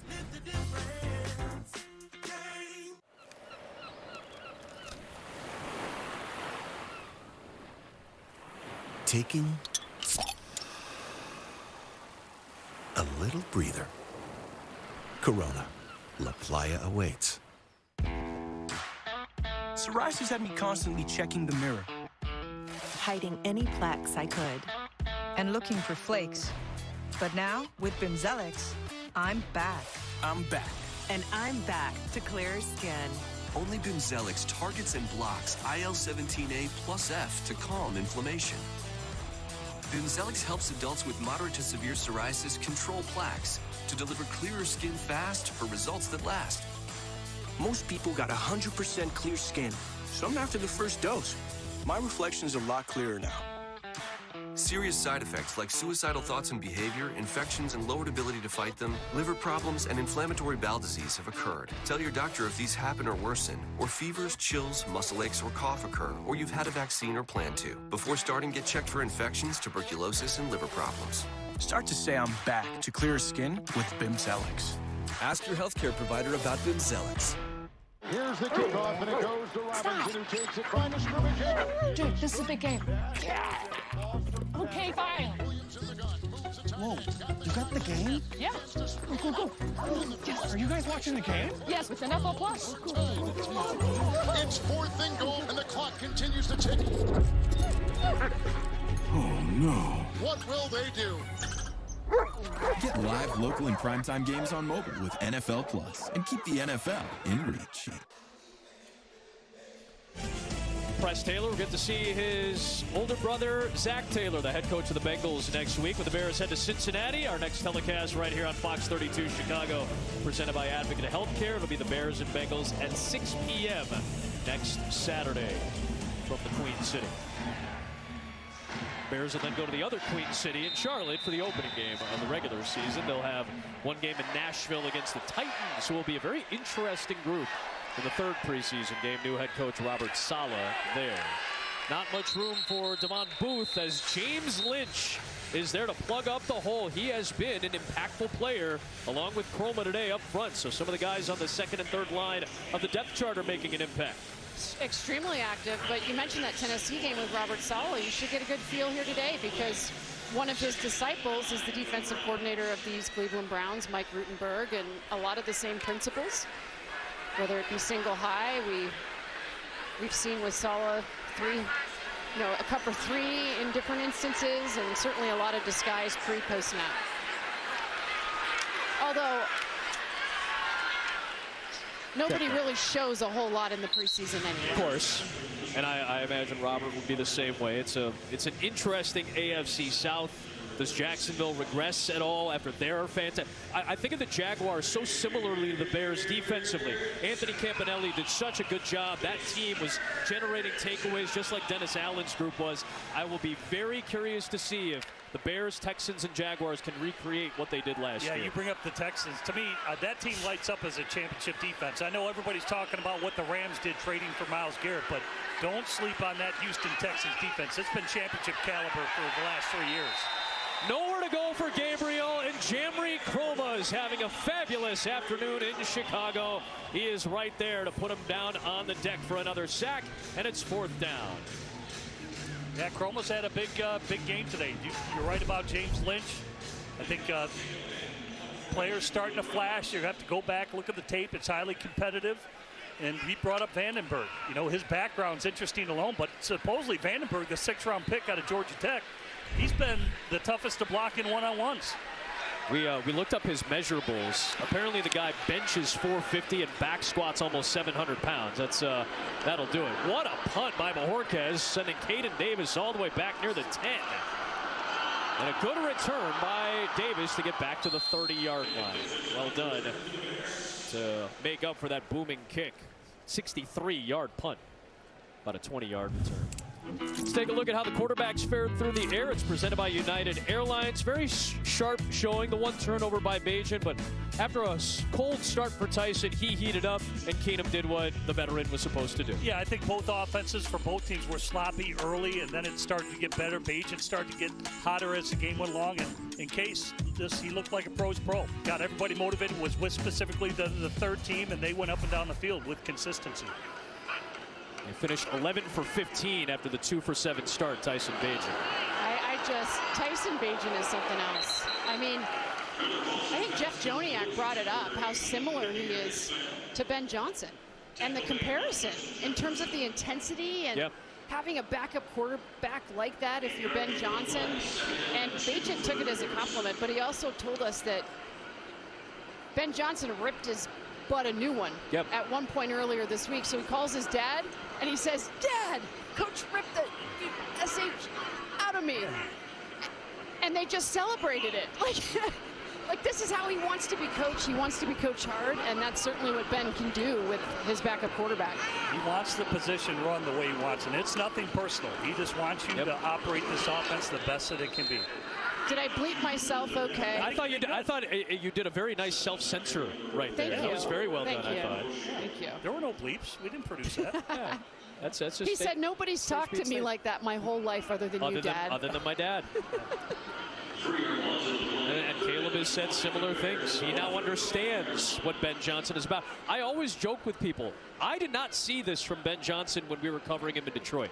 He was mild-mannered. He was very much an offensive-minded nerd, as he would tell us. He was so locked in on the offense, but he didn't want to overstep what Dan Campbell was doing. He didn't want to overstep his bounds. Here is a nice delivery for the tight end, J.P. Richardson, and off that screen, he's able to take it into Cleveland territory.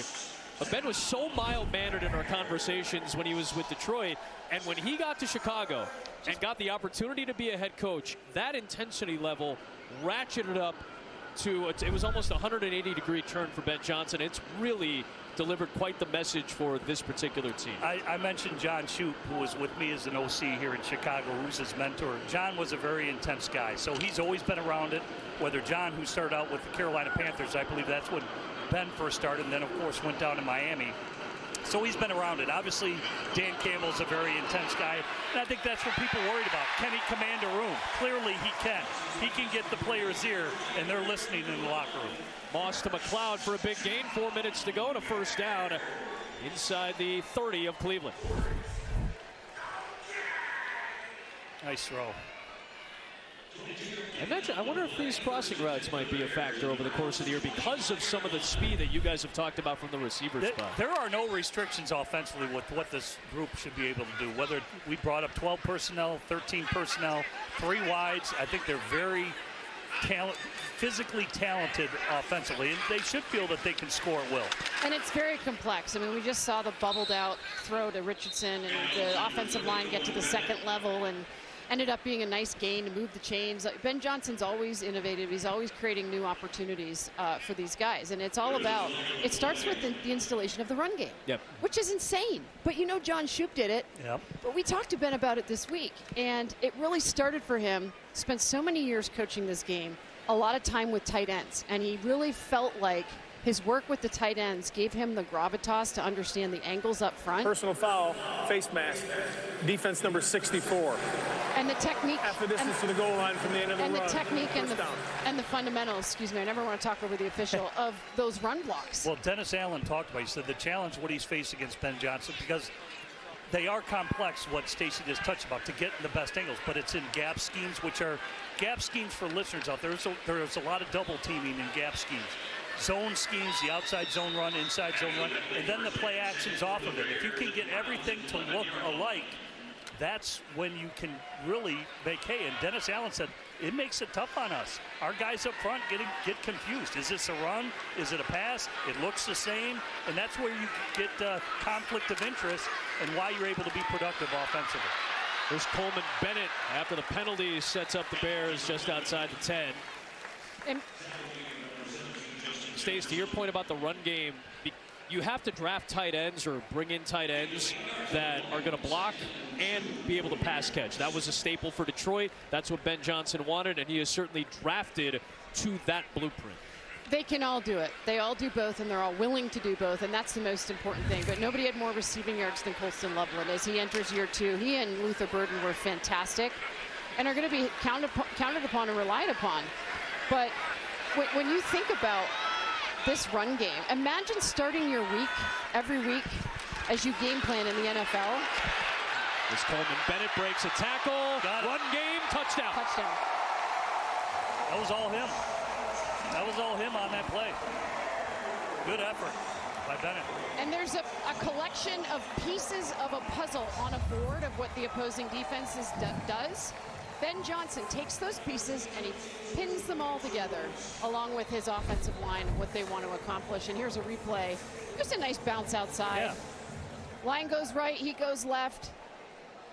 And you have to appreciate the way the Bears are closing this one out.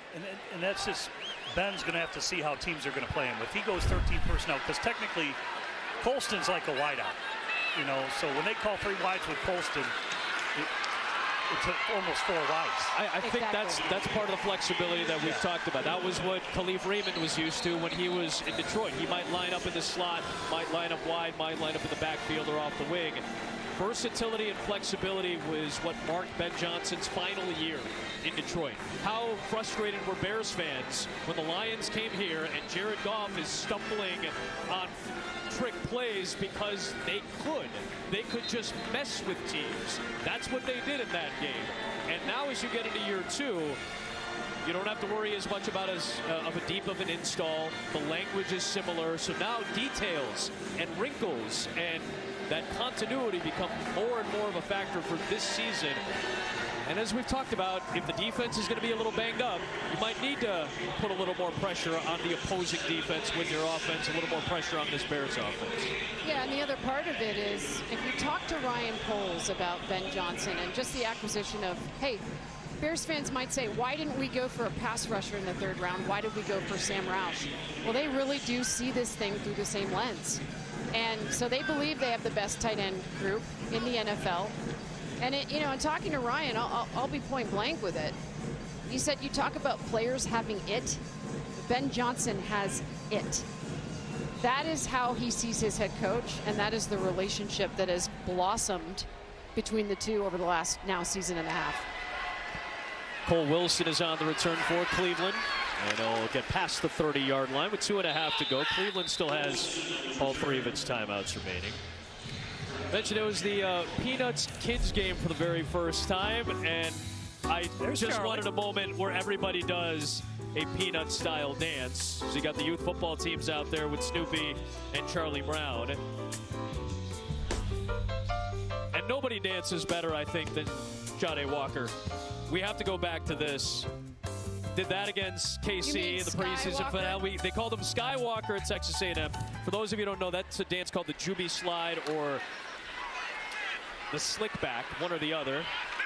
And I don't think I've seen an adult do it as smoothly as I've seen Jahdae Walker do it. And last year, he had some really good reasons to do it. Some clutch touchdowns down the stretch. Hey, ladies and gentlemen, if you want to know all the jargon, talk to Adam Amin. He's an incredible disc jockey. You are, man. I appreciate that. You could call a game and go disc jockey something at midnight. I don't know how you do it. There's no boat out there for us tonight, unfortunately. Well, we just saw Charlie Brown and Snoopy in this mosh pit. That's what it was. Touche. Yeah. Peanuts mosh pit. So we get the 2-minute warning.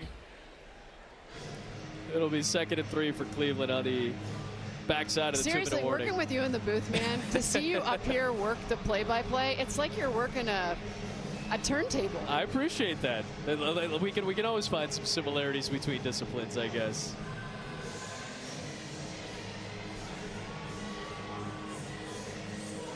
Bears have, what is really cool, though, is, you know, Jahdae Walker, as we see him there with Ben Johnson, they're expecting a major leap from him. Yes. I mean, this guy was undrafted. I can't believe he actually wasn't drafted. He was like the heart and soul in his final season at Texas A&M, and he's become one of Caleb's BFFs. When Caleb needs a receiver, guess who he calls? That guy. He made one of the biggest plays of the year, tying it up against Green Bay late in the season. That was a huge, huge catch. 24 seconds left. Yeah. He made the catch on what was his 2nd career reception.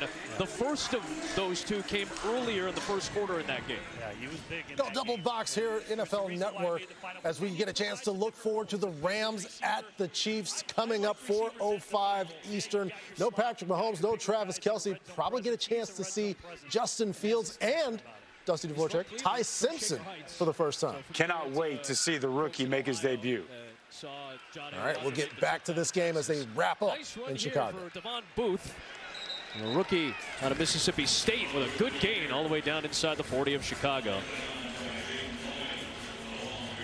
This will be an explosive offense on paper for the Bears this year. And if they execute like they did at times last year, this will be an offense that can put together big numbers. They were 8 points per game better from 24 to 25. A touchdown per game better.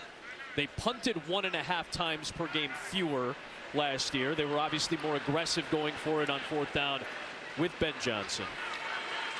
I think we just saw a shot of Xavier Thomas, the rookie out of LSU. Might be important in the return game as well. Radigan makes the tackle, already down by contact as Carson Ryan. Thomas is going to be a speed demon for the Chicago Bears when he figures it all out. There he is. And he has been attached to the hip of Khalif Raymond. Who better to follow than a veteran like Khalif Raymond? I think I had somebody hit me up on social media. Is Xavier Thomas going to return a kick today? Well, he hasn't played, but he's going to play this year, dealing with a little bit of discomfort. Nothing serious. Again, they've been going from the grass to the turf. I do anticipate he'll have a role in this offense, and perhaps special teams. And special teams, perhaps. He was a big return guy. He played at both Mississippi State and LSU. He had 3 return touchdowns between those 2 spots.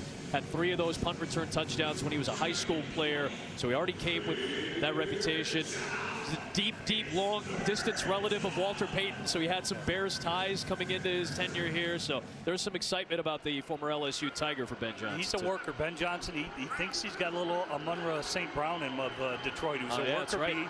And that's one of the reasons why he's here. I think he reminds him a lot of the Munra. Dylan Gabriel, little draw play for Booth. Little cut back for Devon Booth. Nice run here. He takes it down inside the 10. Beanie took a bad angle on that one. Yep.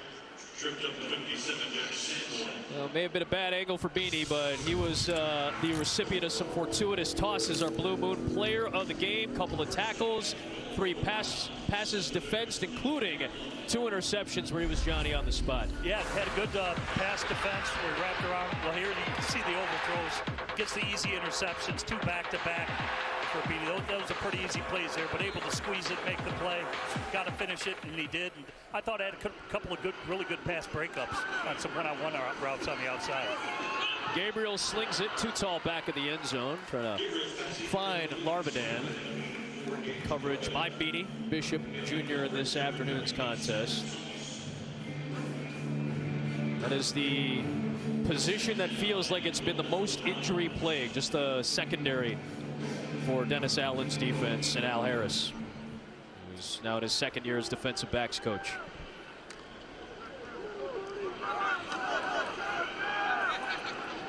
The final chance for Todd Monken's offense. Trying to get going. He's a head coach for the first time in a decade. You got to go back to his time in college. The last time he was a head coach. Of course, last few years calling the plays in Baltimore. Browns still have some timeouts with which to work. Clock's going to move down inside of 7. And Todd's actually going to take off the headset. And I think they're just going to call it a day. 34-10 final score. Nice showing after a little bit of a sluggish start. Bears look very sharp.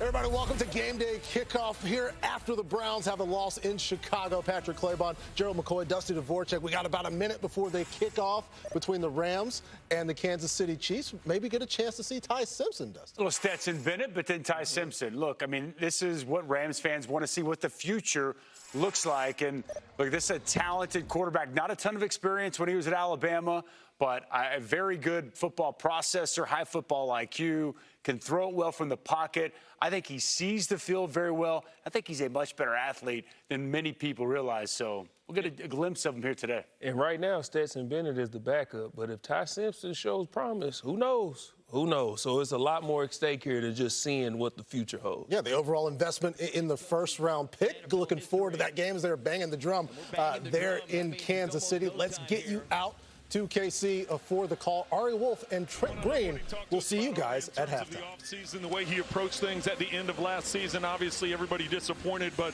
he got after it. You know, he started going back and looking at himself, looking at the coaching staff, made a couple of changes there.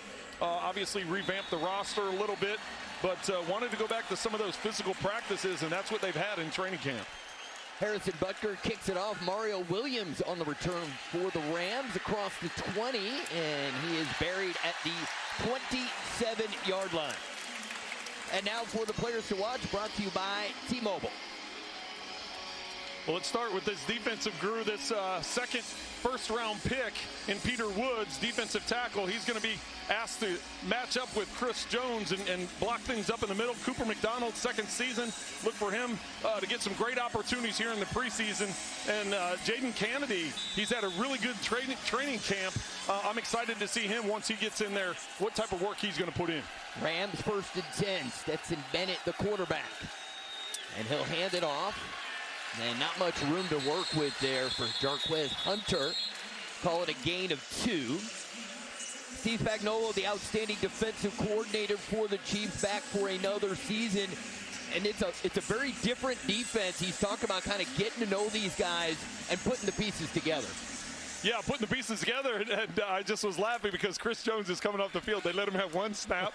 They stopped the run. They plugged it up right in the middle, and he's got his hands up in the air coming off the field like, wait, what is going on? But Peter Woods went in to replace him in the middle. Again, it's Hunter, the ball carrier, and he gets it to the 33-yard line. Call it a gain of 4, bringing up 3rd down. Chris Roland Wallace there to make the tackle. He's the new slot corner. So Trent McDuffie was in the slot the last several seasons and did it very well. It'll now be Chris Roland Wallace at that spot. He was undrafted out of USC back in 2024. See if the Chiefs defense can get off the field. 3rd down. From the shotgun, Bennett with time delivers, and that's behind the intended target. He was looking for C.J. Daniels, so a 3-and-out for the Rams.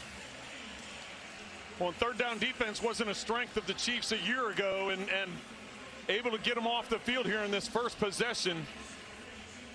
Bennett throws that behind, but good coverage there by Williams. Ethan Evans on the punt. Nico Remigio is deep for the Chiefs. He's standing at his own 11-yard line.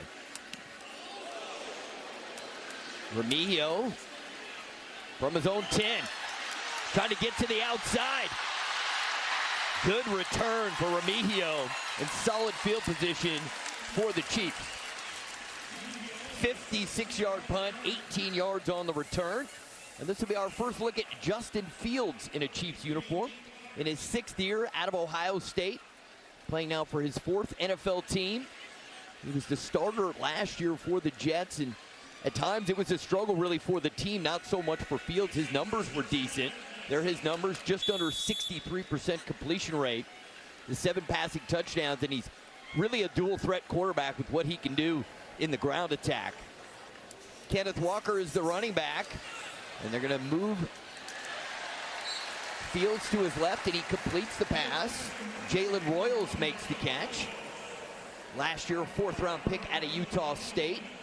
Well, I think it's important to point out about Justin Fields is, yes, he's been on multiple different teams. He's got the talent. It's the consistency, I think, that people have been looking for throughout his career. And he's had a really good training camp up to this point. He's going to have a lot of opportunity here in the preseason because of the way they're holding back Patrick Mahomes coming off of that injury. Fields sets up the screen.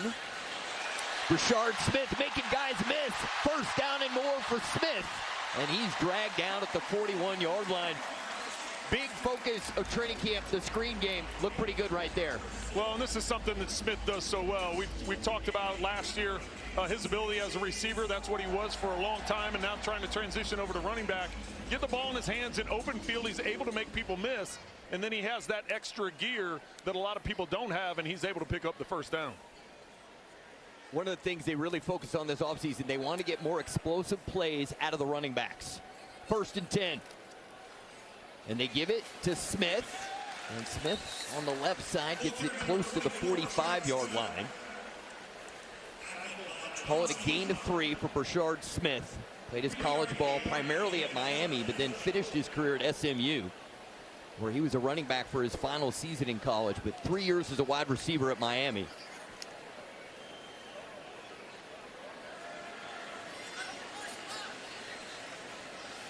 Second and 7. All 3 receivers to the right of Justin Fields. And Fields, a little screen out there. Cyrus Allen, and Allen has a first down, but there is a flag back at the Chiefs' 48-yard line. Cyrus Allen, a lot of buzz about him during camp. That's interference. Offense number 11. 10-yard penalty. Repeat second down. Trent, I know that fans are going to be disappointed that it's coming back, but that's a look at Cyrus Allen, a guy who maybe has as much buzz as anybody on the offensive side of the ball during camp.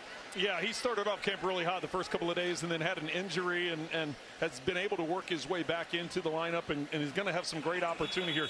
Trying to find depth at that wide receiver position is going to be so critical here throughout training camp. And you talked about Smith and the running backs and the running game.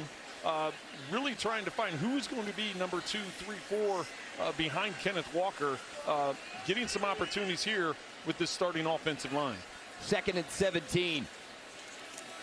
On the delay, it's Brashard Smith, and he cannot break the tackle. Offensive coordinator Eric Bieniemy has been dealing with some challenges away from football. We certainly have our thoughts with him and wish him and his family the best. Great news, he's back as offensive coordinator, 2-time Super Bowl champion, and this is a guy who can really elevate the offense. Well, he can, and it's good to hear that things have solidified and he's been able to get back with the team. Obviously, we were thinking about him and his family and just the energy he's brought. They've talked about it the entire offseason. The demand that he places on the players and what he expects from them has really changed things at practice and transferred over into training camp as well. 3rd and 18. Justin Fields, good protection, and he completes it. It's not going to be nearly enough for the first down. Noah Gray makes the catch, gain of 10 on the play, and the Chiefs will be forced to punt. Well, good protection here. The Rams aren't rushing a lot. They're only got 4, but still you're giving your quarterback plenty of time. Take it, Gray, right over the middle, sitting down between the 2 linebackers and pick up the yardage. It's the thing I like there is he didn't try forcing it downfield to pick up the first down, force it into coverage, cause a turnover. Instead, take the completion over the middle for a good chunk of yards and give you better field position. Matt Ariza on the punt, coming off his best season with the Chiefs. Xavier Smith back for the Rams from his own 10. Makes a couple guys miss. And then tackled at the 20-yard line. Melvin Smith with the tackle on special teams. We've gotten a look at Patrick Mahomes. He's got the headset on. Just getting underway here at Arrowhead. No score, opening quarter. It's NFL Sunday. Who's coming over? Everyone. For what game? All of them. Dave and Lizzie are from California. We'll need the Niners and Chargers. Check. Kyle's mom's freaking out. She needs every game for fantasy. Check. We're gonna be the worst hosts ever. We're good. We got NFL Sunday Ticket and YouTube TV. NFL Sunday Ticket and YouTube TV. Get every game, every Sunday, all in one place. NFL with multi-view. Check. New users get NFL Sunday Ticket for 8 payments of $30 a month. If you're searching for relief of sore, swollen, and stiff joints from psoriatic arthritis, Bimzelx can help. People taking Bimzelx got back to less joint pain, swelling, and stiffness. For people who also have plaque psoriasis, most saw 100% clear skin. Plus, in a head-to-head study versus Skyrizi, Bimzelx showed superior improvement in joint pain, swelling, and stiffness at 16 weeks. Serious side effects like suicidal thoughts and behavior, infections and lowered ability to fight them, liver problems, and inflammatory bowel disease have occurred. Tell your doctor if these happen or worsen, or fevers, chills, muscle aches, or cough occur, or you've had a vaccine or plan to. Before starting, get checked for infections, tuberculosis, and liver problems. See how Bimzelx performed versus Skyrizi in a psoriatic arthritis study at bimzelx.com/see results. Ask your doctor if Bimzelx is right for you. Here's the kickoff, and it goes to Robinson, who takes it by the scrimmage. Dude, this is a big game. Yeah. Okay, fine. Whoa, you got the game? Yeah. Go. Yes. Are you guys watching the game? Yes, with NFL Plus.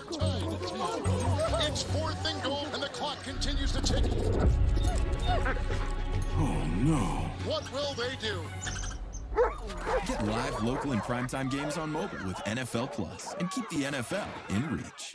Time here on NFL Network. Dustin Fortune, Gerald McCoy, Patrick Claybon, looking at the first 2 plays from the Saints and the Jaguars. Ty Chandler gets things started here with this kickoff return. Gets to the middle of the field. Kicker to beat Cam Little. Finds an angle. Cam Little not involved in the play anymore, but his teammate gets him. What a return. And then Audric Estime. Gerald, the running back's taking over early in New Orleans. Sweet feet, get in the end zone. That's the way you want to start the season. Saints lead early. Let's get back to Kansas City. Rams with it, 1st and 10. Xavier Smith makes the catch, Rams first down, but Andy's a lot more than just a head coach. Well, and I think the thing you get when you talk to the players is that, right? He's demanding, right? Mm-hmm. He makes practices or some of the harder practices, harder training camps in the league. He is demanding, but the relationship with the guys and the vets that have been here that have built that up, and even talking to the young guys, you know, you're coming into a situation with a historic head coach, and just the way he coaches them up, it's pretty special, the bond that they all have. Rams keep it on the ground as Hunter, and he gets to the edge, and Hunter will pick up another Rams first down. Finally forced out of bounds by Melvin Smith. Gain of 13 yards on the play for the Rams. Ladies and gentlemen, esteemed patriots and fellow citizens of the United States of America, it is with profound honor and unwavering conviction that we stand together at the precipice of a historic moment, a moment that shall forever alter the trajectory of our great nation's destiny. What I unveil before you today is not merely an announcement, it is a clarion call to redefine the very essence of American ingenuity, resilience, and unyielding sovereignty. I present to you with boundless pride the America First Double Program, a revolutionary initiative of unparalleled magnitude, a financial renaissance forged in the crucible of American ideals, and a testament to the indomitable spirit that has, time and again, elevated this nation to the summit of global preeminence. This is no ordinary endeavor.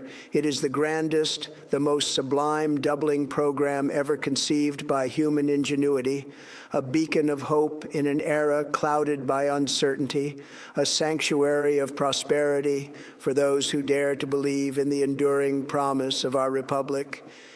And it is unfolding here and now upon the hallowed soil of the United States of America. For we shall restore the splendor of our republic, not through foreign entanglements or subservience to distant capitals, but through the boundless potential that resides within the hearts and minds of the American people.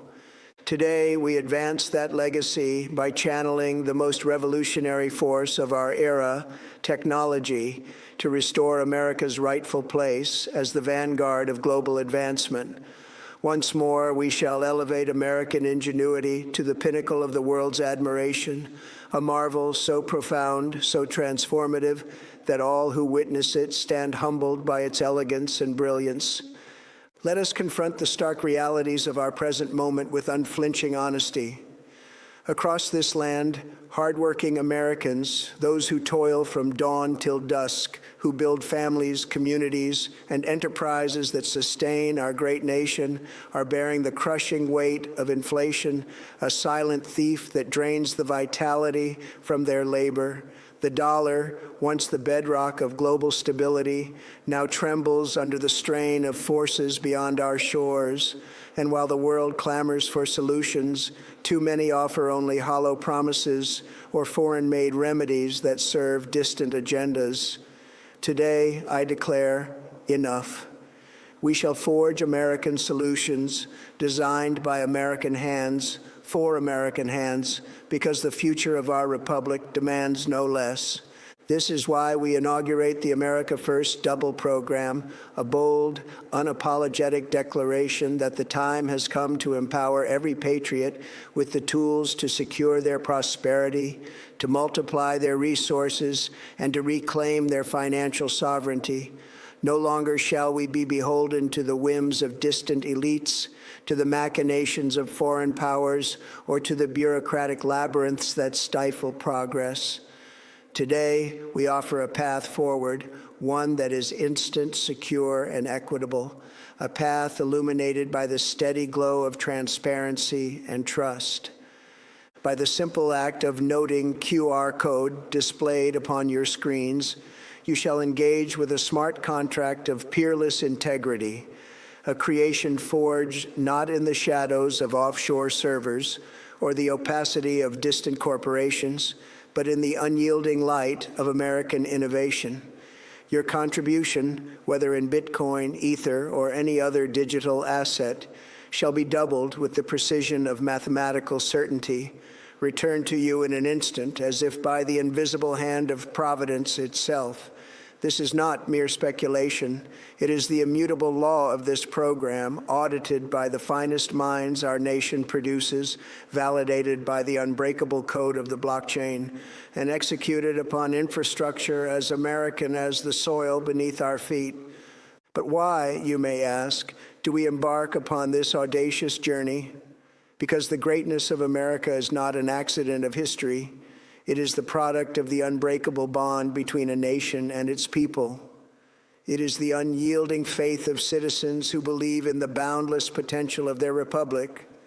And it is the unrelenting drive of those who refuse to accept a future dictated by others, who demand instead a future shaped by their own hands, their own vision, their own unshakable belief in the exceptional promise of these United States. When you double your assets today, you do more than enrich yourself. You fortify the bulwark of American technological supremacy.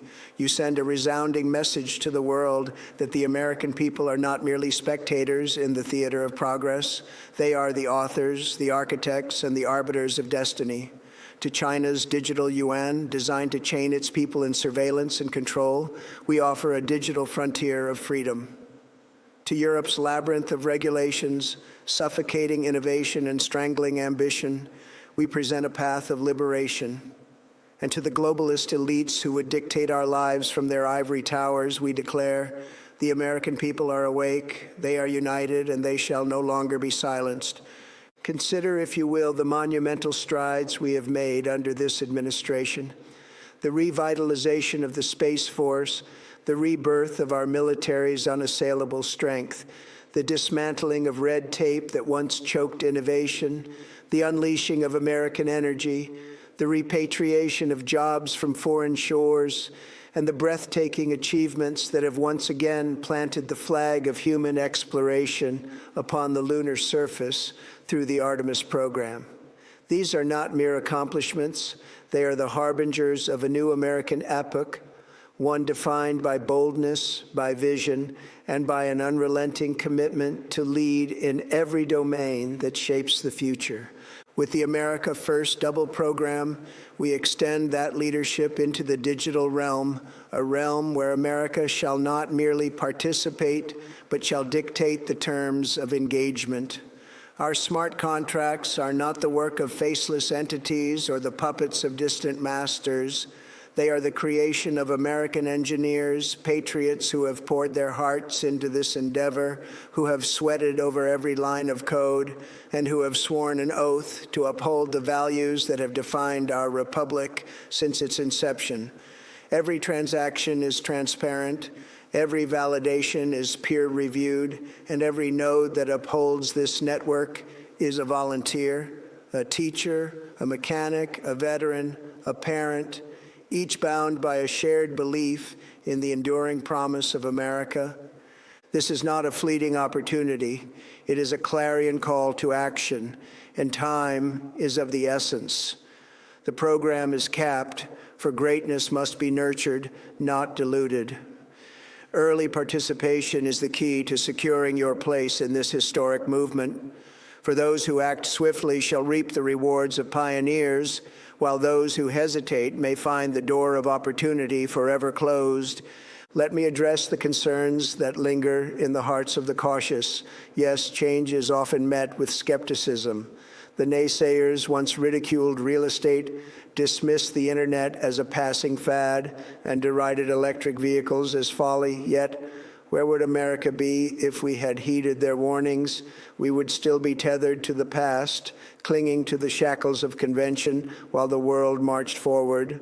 The America First Double program is no different. It is the next evolution of financial empowerment, a tool not for the privileged few, but for every American who believes in the power of self-determination, who refuses to be shackled by a system rigged against the common citizen. This program is open to all, regardless of background, creed, or station. If you love this country, if you stand beneath the stars and stripes and believe in the boundless potential of our republic, then this invitation is yours to claim. Whether you send a single Bitcoin or 1,000, whether your roots lie in the heartland or the coastal enclaves, this is your moment. There are no middlemen, no Wall Street vultures skimming their cut, no bureaucratic delays to stifle your progress. This is finance reimagined, swift, fair, and unapologetically American. But let us not mistake this for mere transactional gain.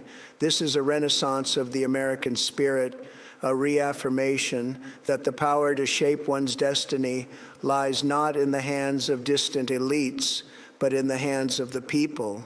When you double your assets, you are not merely enriching yourself, you are investing in the future of our republic. You are fueling the engine of innovation. You are creating ripples of prosperity that uplift families, communities, and enterprises. And you are sending a thunderous declaration to the world that America remains the land of the free, the home of the brave, and the cradle of unbridled opportunity. To the corporations that seek to commodify this movement, to the banks that would lobby for its suppression, and to the media that would mischaracterize it as reckless or ungoverned, I say to you now, you do not comprehend the force you face. You have built empires upon extraction, upon debt masquerading as progress, upon systems designed to keep the many subservient to the few. But this is not a threat to your power. It is the end of it. You sold dependency as prosperity. We offer dignity as currency. You thrived in silence. We have ignited a chorus of millions, and a chorus cannot be silenced. This program is not the property of any corporation, nor is it beholden to the whims of venture capitalists or the agendas of distant boards. It is a movement of the people, by the people, and for the people. The smart contract that powers this revolution was not outsourced to foreign developers or entrusted to offshore data centers. It was conceived, coded, and executed by American engineers, patriots who believe in the boundless promise of this nation as fervently as you do. And it is deployed upon the Liberty Ledger, a custom blockchain aligned with American values, with nodes hosted in 17 states, from the rugged coasts of Maine to the sweeping plains of Montana, from the verdant forests of Oregon to the sunlit shores of South Carolina. Each node is tended by volunteers, a retired soldier, a stay-at-home parent, a mechanic, a teacher, ordinary Americans who have stepped forward not for reward, but for belief. Every transaction is validated by at least 12 of these nodes, all within our borders, ensuring that this infrastructure is as American as the Constitution itself. And should any entity dare to obstruct this movement, let them be forewarned. They shall confront not merely a program, but an entire nation. To silence this would require the dismantling of every smartphone, the shuttering of every library's Wi-Fi, the prohibition of the internet itself. They shall fail, for the people shall not yield, the Constitution shall not bend, and history shall not forgive such folly. The future is not a distant dream. It is an imminent tide sweeping across the globe with the inexorable force of the first automobile and the first computer combined. The question is not whether you shall be swept up in this tide, but whether you shall stand at its vanguard, leading the charge into an era of unparalleled prosperity and unshakable sovereignty. So I implore you, with every fiber of my being, do not delay. Do not let this moment pass you by. Take up your device, open your digital wallet, and please note the QR code upon your screen. Choose the asset that resonates with your spirit and send it to the address that awaits you. In the blink of an eye, your contribution shall be doubled. No hidden fees, no obfuscated charges, no fine print to obscure the brilliance of this endeavor. The portal remains open, the opportunity still yours to claim. Do you believe in America? Do you believe in her boundless potential, her unyielding spirit, her manifest destiny to lead the world into a new epoch of freedom and innovation? Then stand with us. Join the vanguard of patriots who are not merely watching the future unfold, but shaping it with their own hands. Tell your neighbors, your family, your friends, spread the word that America is not merely back. She is charging forward faster and stronger than ever before. The world is watching. They are observing to see if the spirit of America still burns bright, if her people still possess the courage to lead, the wisdom to innovate, and the will to defy the status quo. And I say to them now with unshakable conviction, we do. We always have, and we always shall. So let us make history together. Let us double the strength of our republic. And let us send a message to the world that America is not merely a nation. She is an idea, an ideal, an unstoppable force of freedom, innovation, and boundless opportunity. This is not a financial product. It is a renaissance, a rebirth of American spirit, a revival of her people's unshakable faith in their own potential. It is a declaration that the future belongs to those who dare to believe, to those who refuse to accept the mediocrity of the status quo, and to those who stand ready to claim their rightful place in the annals of history. God bless you all, and God bless the United States of America.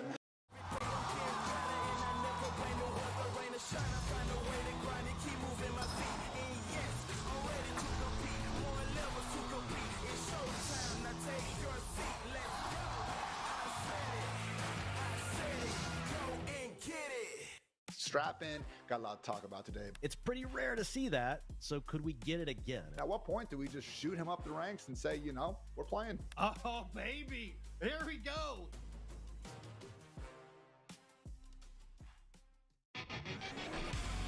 Not only is there no chance of a boring fight in Bare Knuckle Fighting Championship, there's no chance of a boring exchange.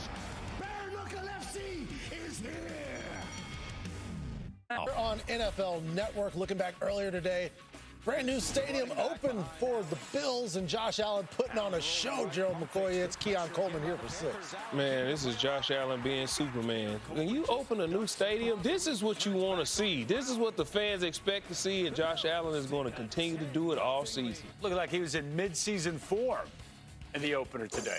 Big win there for the Buffalo Bills. Preseason action coming up tonight on your ESPN app. You can get the Eagles at the Baltimore Ravens, and then right here on NFL Network, wrap up a great day of preseason action with the Cowboys taking on the Seattle Seahawks.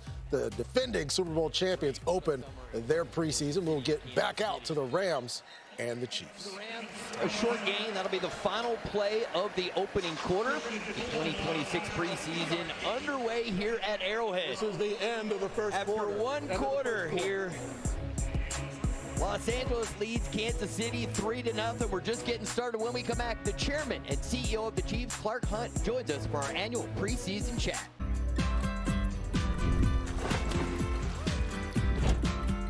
Every time I look around, it's in my face.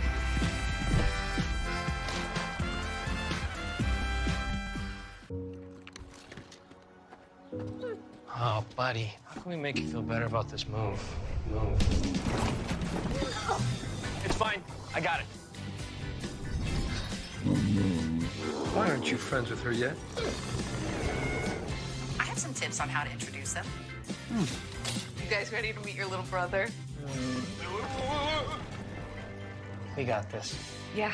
For food, meds, and expert care. For life with pets, there's Chewy.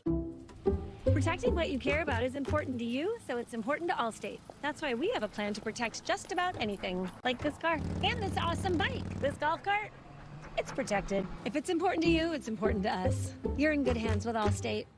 Want the fastest working GLP-1 for half the price? Ro now offers FDA-approved weight loss injections cheaper, so you can see weight loss results faster.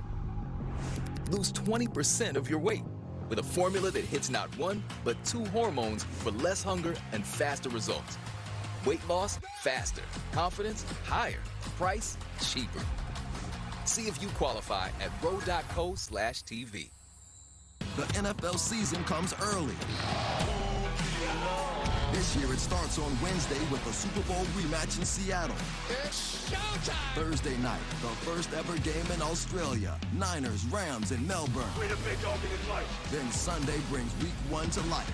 13 games with Cowboys, Giants in prime time. Hit for the touchdown! And Monday night, Broncos, Chiefs. It all begins Wednesday, September 9th. Our game break, Dustin Voracek, Gerald McCoy, Patrick Claybon, looking back at the loss for the Browns, but a game that gave us some information about the quarterbacks. Dusty, your view of how things went. Well, it was not a great day for the quarterbacks overall. Deshaun Watson's got the best numbers. I thought he made his best passes early, especially on this drive that led to a field goal. Converted on a couple of third downs. But as the game went on, the first half, he didn't look very comfortable in the pocket, was a little reluctant to run the football, really never pushed the football down the field. The problem was the next 2 quarterbacks that came in both had turnovers. Yeah, and if I had to pick the best moment from any quarterback, it would have been this moment. They got behind the sticks. He stayed comfortable, got him a first down, and as you said, went down the field and put up some points. All right, we'll have more on all of these games coming up at halftime. Let's get you back for the remainder of the first half in KC. One of the central messages has to focus around our franchise quarterback, Patrick Mahomes. I mean, just the work he put in to put himself in a position to help this team from week 1 of the regular season. Just talk a little bit about what Patrick means to this franchise. Yeah, well, Patrick is so special in so many ways, and I think this offseason was a reminder of what a unique person he is and how much he cares about the game of football and the Kansas City Chiefs. The work that he put in for 7 months to get himself ready so that he could be full go at training camp was really amazing. And I know every Chiefs fan like me was so excited to hear that not only is he likely to be ready for the regular season, but he's been a full participant at training camp up in St. Joe. Well, and I know that's huge news for everybody. I mean, right? There was when you have that type of injury and that type of recovery, and to be able to come back and do what he's doing, it's impressive. Yeah, it sure is. Fun to see him out here today. I know he's disappointed that he's not playing because nobody likes to play the game more. But I think Andy made a good decision. Yeah. Let's talk about an incredible summer here for you. The World Cup comes to Kansas City. I know from your father's legacy, your family's love of the sport of soccer, seeing Arrowhead hosting the World Cup games, it was amazing. Yeah, it was really a dream come true for our family. And the city of Kansas City did a great job of hosting games. Everywhere that I went during the tournament, that's just what I heard was how special Kansas City was doing in terms of welcoming fans here. Arrowhead, they raved about it as a venue for the World Cup. I will say it looked a little strange with all the blue, right? But it was a beautiful thing, and that first game with Argentina, Algeria, and Lionel Messi comes out and has a hat trick. I mean, what an amazing way to kick off the World Cup here in KC. So, from all the games here in Arrowhead, was that your favorite moment in Arrowhead, the hat trick by Messi? It sure was. Yeah. It sure was. It was great to get him back in the quarterfinal, sort of to bookend it. But to have him have his first World Cup hat trick right here in Arrowhead, how special was that? Oh, solid play there for the Chiefs. They pick up the first down. And I want to talk to you about the new stadium. It's so exciting for Chiefs Kingdom, but last year at this time we were still wondering what's it going to be. Now you've got it all figured out. We've seen the renderings. Just talk about the excitement and the build-up for the new stadium. Yeah, so a lot going on behind the scenes, and we were thrilled to be able to finally release some images of the new building, something that we'd been working on hard for 6 months. And we're really excited about the direction, the design. It obviously respects the history and legacy of Arrowhead, both from an external and an internal architecture standpoint. but at the same time, it's modern and it's a facility that will last 50, 60 years and really be a great asset for everybody in the region. Well, and you talked about the design and what it looks like in the tribute to Arrowhead and the architects, local architects, right? Yeah, absolutely. We had a great process with 2 outstanding local architects, Populous and Manica. We ended up just deciding on Manica for the stadium, and Populous is going to design the practice facility. 2 great firms, and we couldn't be more thrilled to be working with local folks on it. First down here. Nussmeier in the rookie quarterback, and he's going to get flushed out to his right, buys some time, and then throws that one away. Last question for you, Clark. This is a charity game, and I know it's really important. It's one of the things that's the foundation of this organization. Tell us about its meaning and what we're focused on today. Yeah, so the Chiefs Charity Game is a tradition, 42 years in the making. My dad started it in the mid-'80s, and the game has always raised money for charities here in the Kansas City area who mostly focus on children's issues. This year's beneficiaries, Jackson County CASA. This is the 3rd year they've been a beneficiary. They do incredibly important work for foster children who are going through very tough times. So it's a great organization. We're thrilled to be able to support it. And I think it's really just a reflection of the opportunity that my dad realized the Chiefs had when they came to Kansas City, and he encouraged everybody, every player, every coach, to get involved and make a difference in the community, and we're proud to be able to carry on that tradition. Well, the legacy continues of your dad. Keep up the great work. The chairman and CEO of the Kansas City Chiefs, Clark Hunt, we appreciate you spending time with us, and we wish you the best of luck in the 2026 season. Thank you. Yeah, thank you for taking the time. Yeah, great to be on with both of you. Nussmeier here. He's going to move to his left and then throw it back across, and it's Remigio with the catch. And he has enough for a Chiefs first down at the Rams 33-yard line.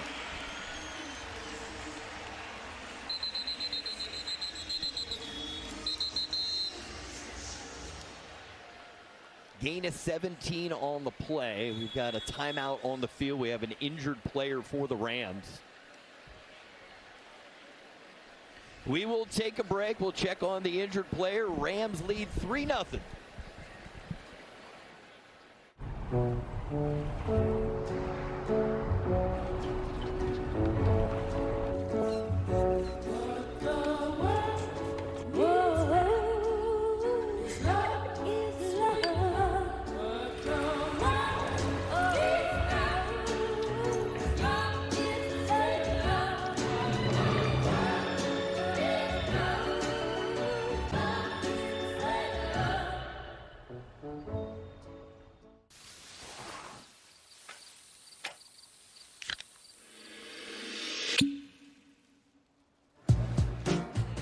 Whatever the moment, make it a cocktail.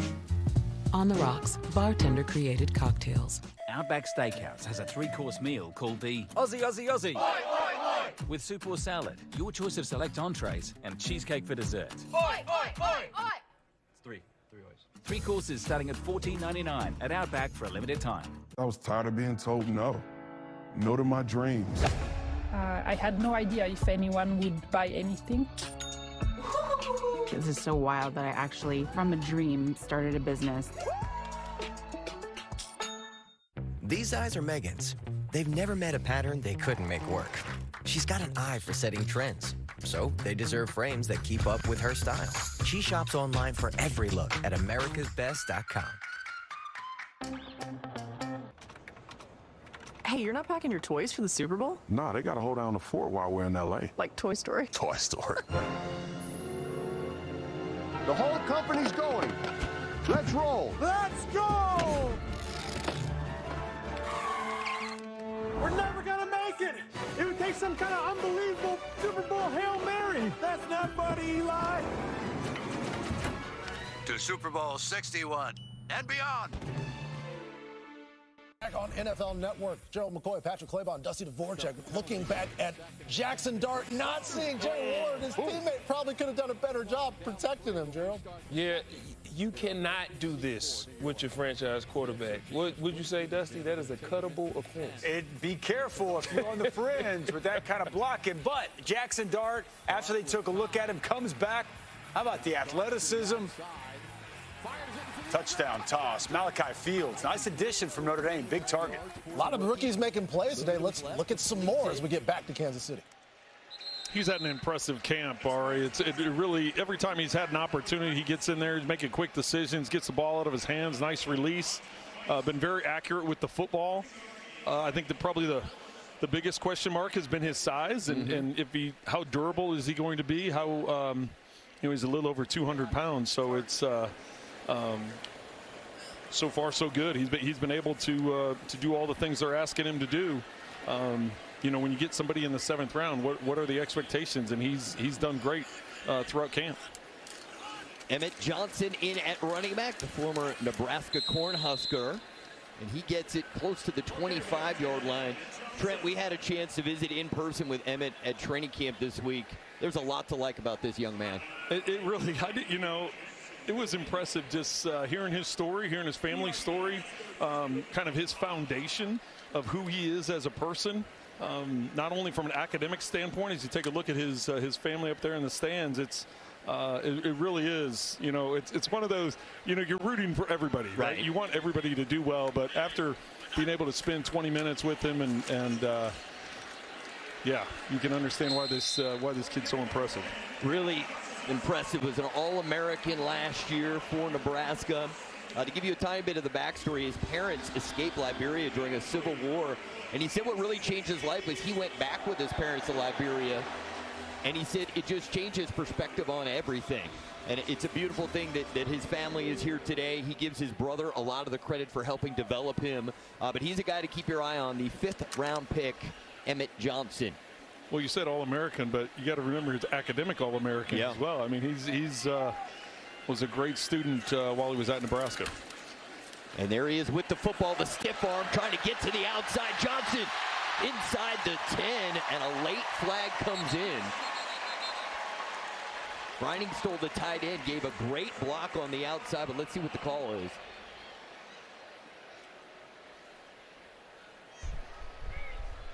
Personal foul, horse collar tackle, defense, number 21. Penalties half the distance from the end of the play. Automatic first down. That goes against Cam Lampkin. So 1st and goal coming up for the Chiefs. By number 59. Oh, check that, it's Daryl Peterson.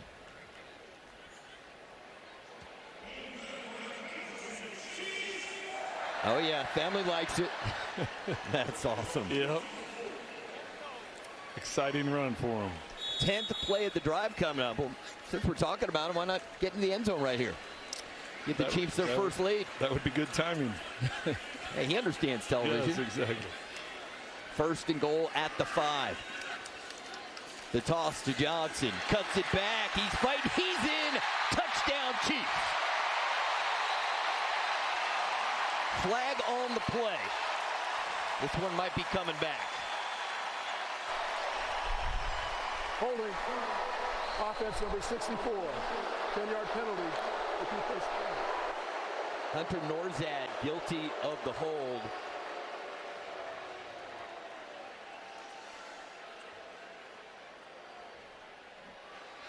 Norzad right here in the middle.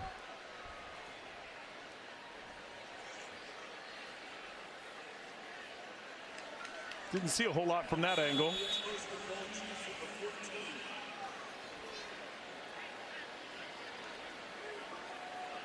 There's not a lot there. Must have been that right arm that was preventing him from going back the other direction, because it was a cutback. So a lot of times what happens is the linemen end up getting you hooked. 1st and goal now from the 15. Nussmeier, he's in trouble and will just get rid of it and manages to complete it to Johnson. And good job defensively there by the Rams. Monty Rice held him up, and some of his teammates came to finish the job. But good job there by Nussmeier not taking the sack. Loss of 6 on the play. Completion and a loss of 6, but I can't believe he got the ball out of his hands. I think he was just trying to throw it away. He was throwing it to the outside. He saw Johnson out there, and long way here on 2nd and goal. There you see Travis Kelce looking on behind Coach Reed. So good that Travis is back for his 14th season with the Chiefs. Nussmeier Gonna roll out to his right, and he'll throw, and that is knocked down, almost picked off. A.Z. Hamilton makes the play, the rookie out of Fresno State. Well, Hamilton's out in the flat, and he does a good job at tracking Nussmeier's eyes, and as he's working back to the inside trying to find Allen, he falls off and nearly comes up with the one-handed grab. 3rd and goal from the 20. Trey Watson in motion. And they'll keep it on the ground. And not much doing there, just a gain of a couple. So Harrison Butker will trot out onto the field to attempt a field goal and to try to tie this game. Ladies and gentlemen, esteemed patriots and fellow citizens of the United States of America, it is with profound honor and unwavering conviction that we stand together at the precipice of a historic moment, a moment that shall forever alter the trajectory of our great nation's destiny. What I unveil before you today is not merely an announcement, it is a clarion call to redefine the very essence of American ingenuity, resilience, and unyielding sovereignty. I present to you with boundless pride the America First Double Program, a revolutionary initiative of unparalleled magnitude, a financial renaissance forged in the crucible of American ideals, and a testament to the indomitable spirit that has, time and again, elevated this nation to the summit of global preeminence. This is no ordinary endeavor. It is the grandest, the most sublime doubling program ever conceived by human ingenuity, a beacon of hope in an era clouded by uncertainty, a sanctuary of prosperity for those who dare to believe in the enduring promise of our republic. And it is unfolding here and now upon the hallowed soil of the United States of America. For we shall restore the splendor of our republic, not through foreign entanglements or subservience to distant capitals, but through the boundless potential that resides within the hearts and minds of the American people. Today, we advance that legacy by channeling the most revolutionary force of our era, technology, to restore America's rightful place as the vanguard of global advancement. Once more, we shall elevate American ingenuity to the pinnacle of the world's admiration, a marvel so profound, so transformative, that all who witness it stand humbled by its elegance and brilliance. Let us confront the stark realities of our present moment with unflinching honesty. Across this land, hardworking Americans, those who toil from dawn till dusk, who build families, communities, and enterprises that sustain our great nation, are bearing the crushing weight of inflation, a silent thief that drains the vitality from their labor. The dollar, once the bedrock of global stability, now trembles under the strain of forces beyond our shores. And while the world clamors for solutions, too many offer only hollow promises or foreign-made remedies that serve distant agendas. Today, I declare, enough. We shall forge American solutions designed by American hands, for American hands, because the future of our republic demands no less. This is why we inaugurate the America First Double Program, a bold, unapologetic declaration that the time has come to empower every patriot with the tools to secure their prosperity, to multiply their resources, and to reclaim their financial sovereignty. No longer shall we be beholden to the whims of distant elites, to the machinations of foreign powers, or to the bureaucratic labyrinths that stifle progress. Today, we offer a path forward, one that is instant, secure, and equitable, a path illuminated by the steady glow of transparency and trust. By the simple act of noting QR code displayed upon your screens, you shall engage with a smart contract of peerless integrity, a creation forged not in the shadows of offshore servers or the opacity of distant corporations, but in the unyielding light of American innovation. Your contribution, whether in Bitcoin, Ether, or any other digital asset, shall be doubled with the precision of mathematical certainty, return to you in an instant, as if by the invisible hand of providence itself. This is not mere speculation. It is the immutable law of this program, audited by the finest minds our nation produces, validated by the unbreakable code of the blockchain, and executed upon infrastructure as American as the soil beneath our feet. But why, you may ask, do we embark upon this audacious journey? Because the greatness of America is not an accident of history. It is the product of the unbreakable bond between a nation and its people. It is the unyielding faith of citizens who believe in the boundless potential of their republic. And it is the unrelenting drive of those who refuse to accept a future dictated by others, who demand instead a future shaped by their own hands, their own vision, their own unshakable belief in the exceptional promise of these United States. When you double your assets today, you do more than enrich yourself. You fortify the bulwark of American technological supremacy. You send a resounding message to the world that the American people are not merely spectators in the theater of progress. They are the authors, the architects, and the arbiters of destiny. To China's digital yuan, designed to chain its people in surveillance and control, we offer a digital frontier of freedom. To Europe's labyrinth of regulations, suffocating innovation and strangling ambition, we present a path of liberation.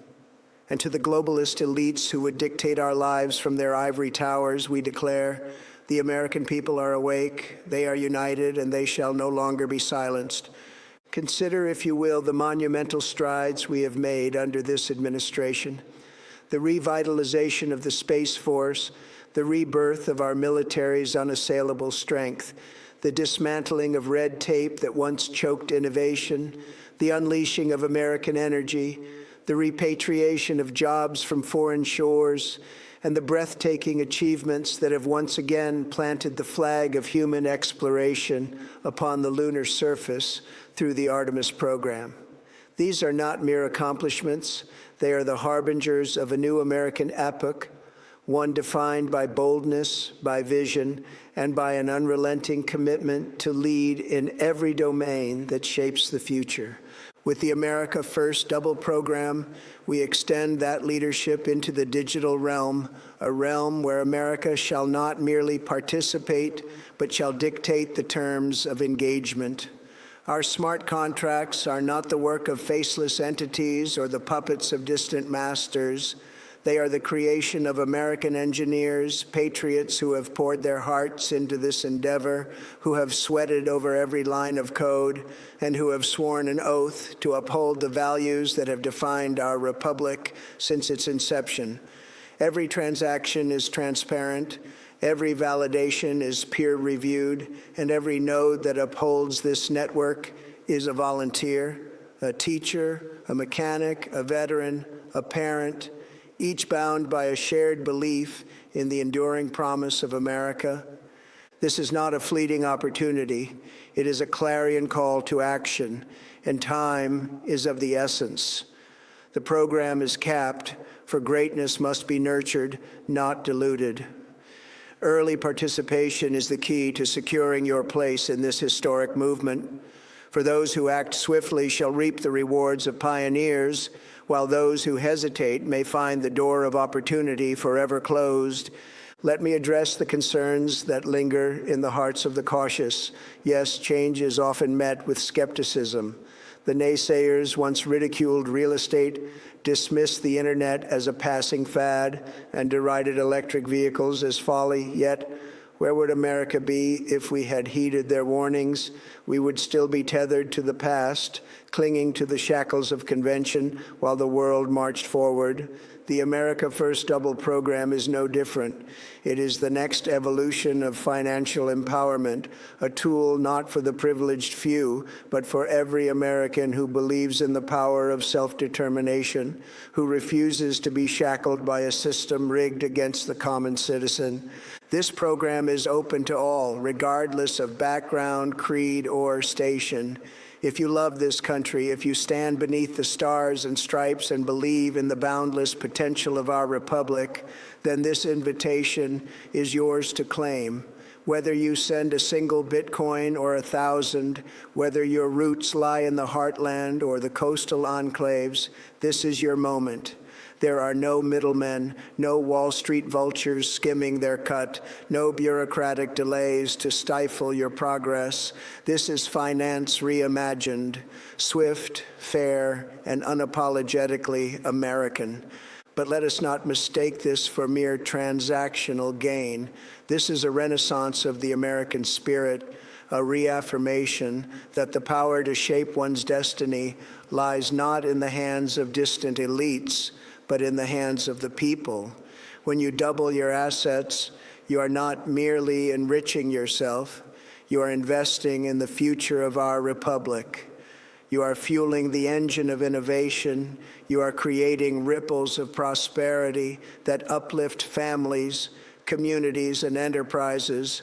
And you are sending a thunderous declaration to the world that America remains the land of the free, the home of the brave, and the cradle of unbridled opportunity.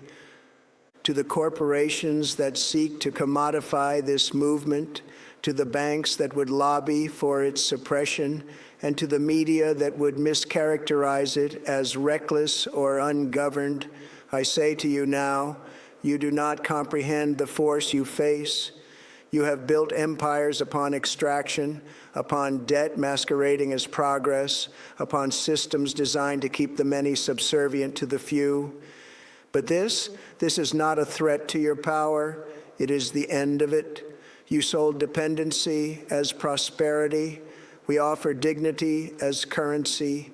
You thrived in silence. We have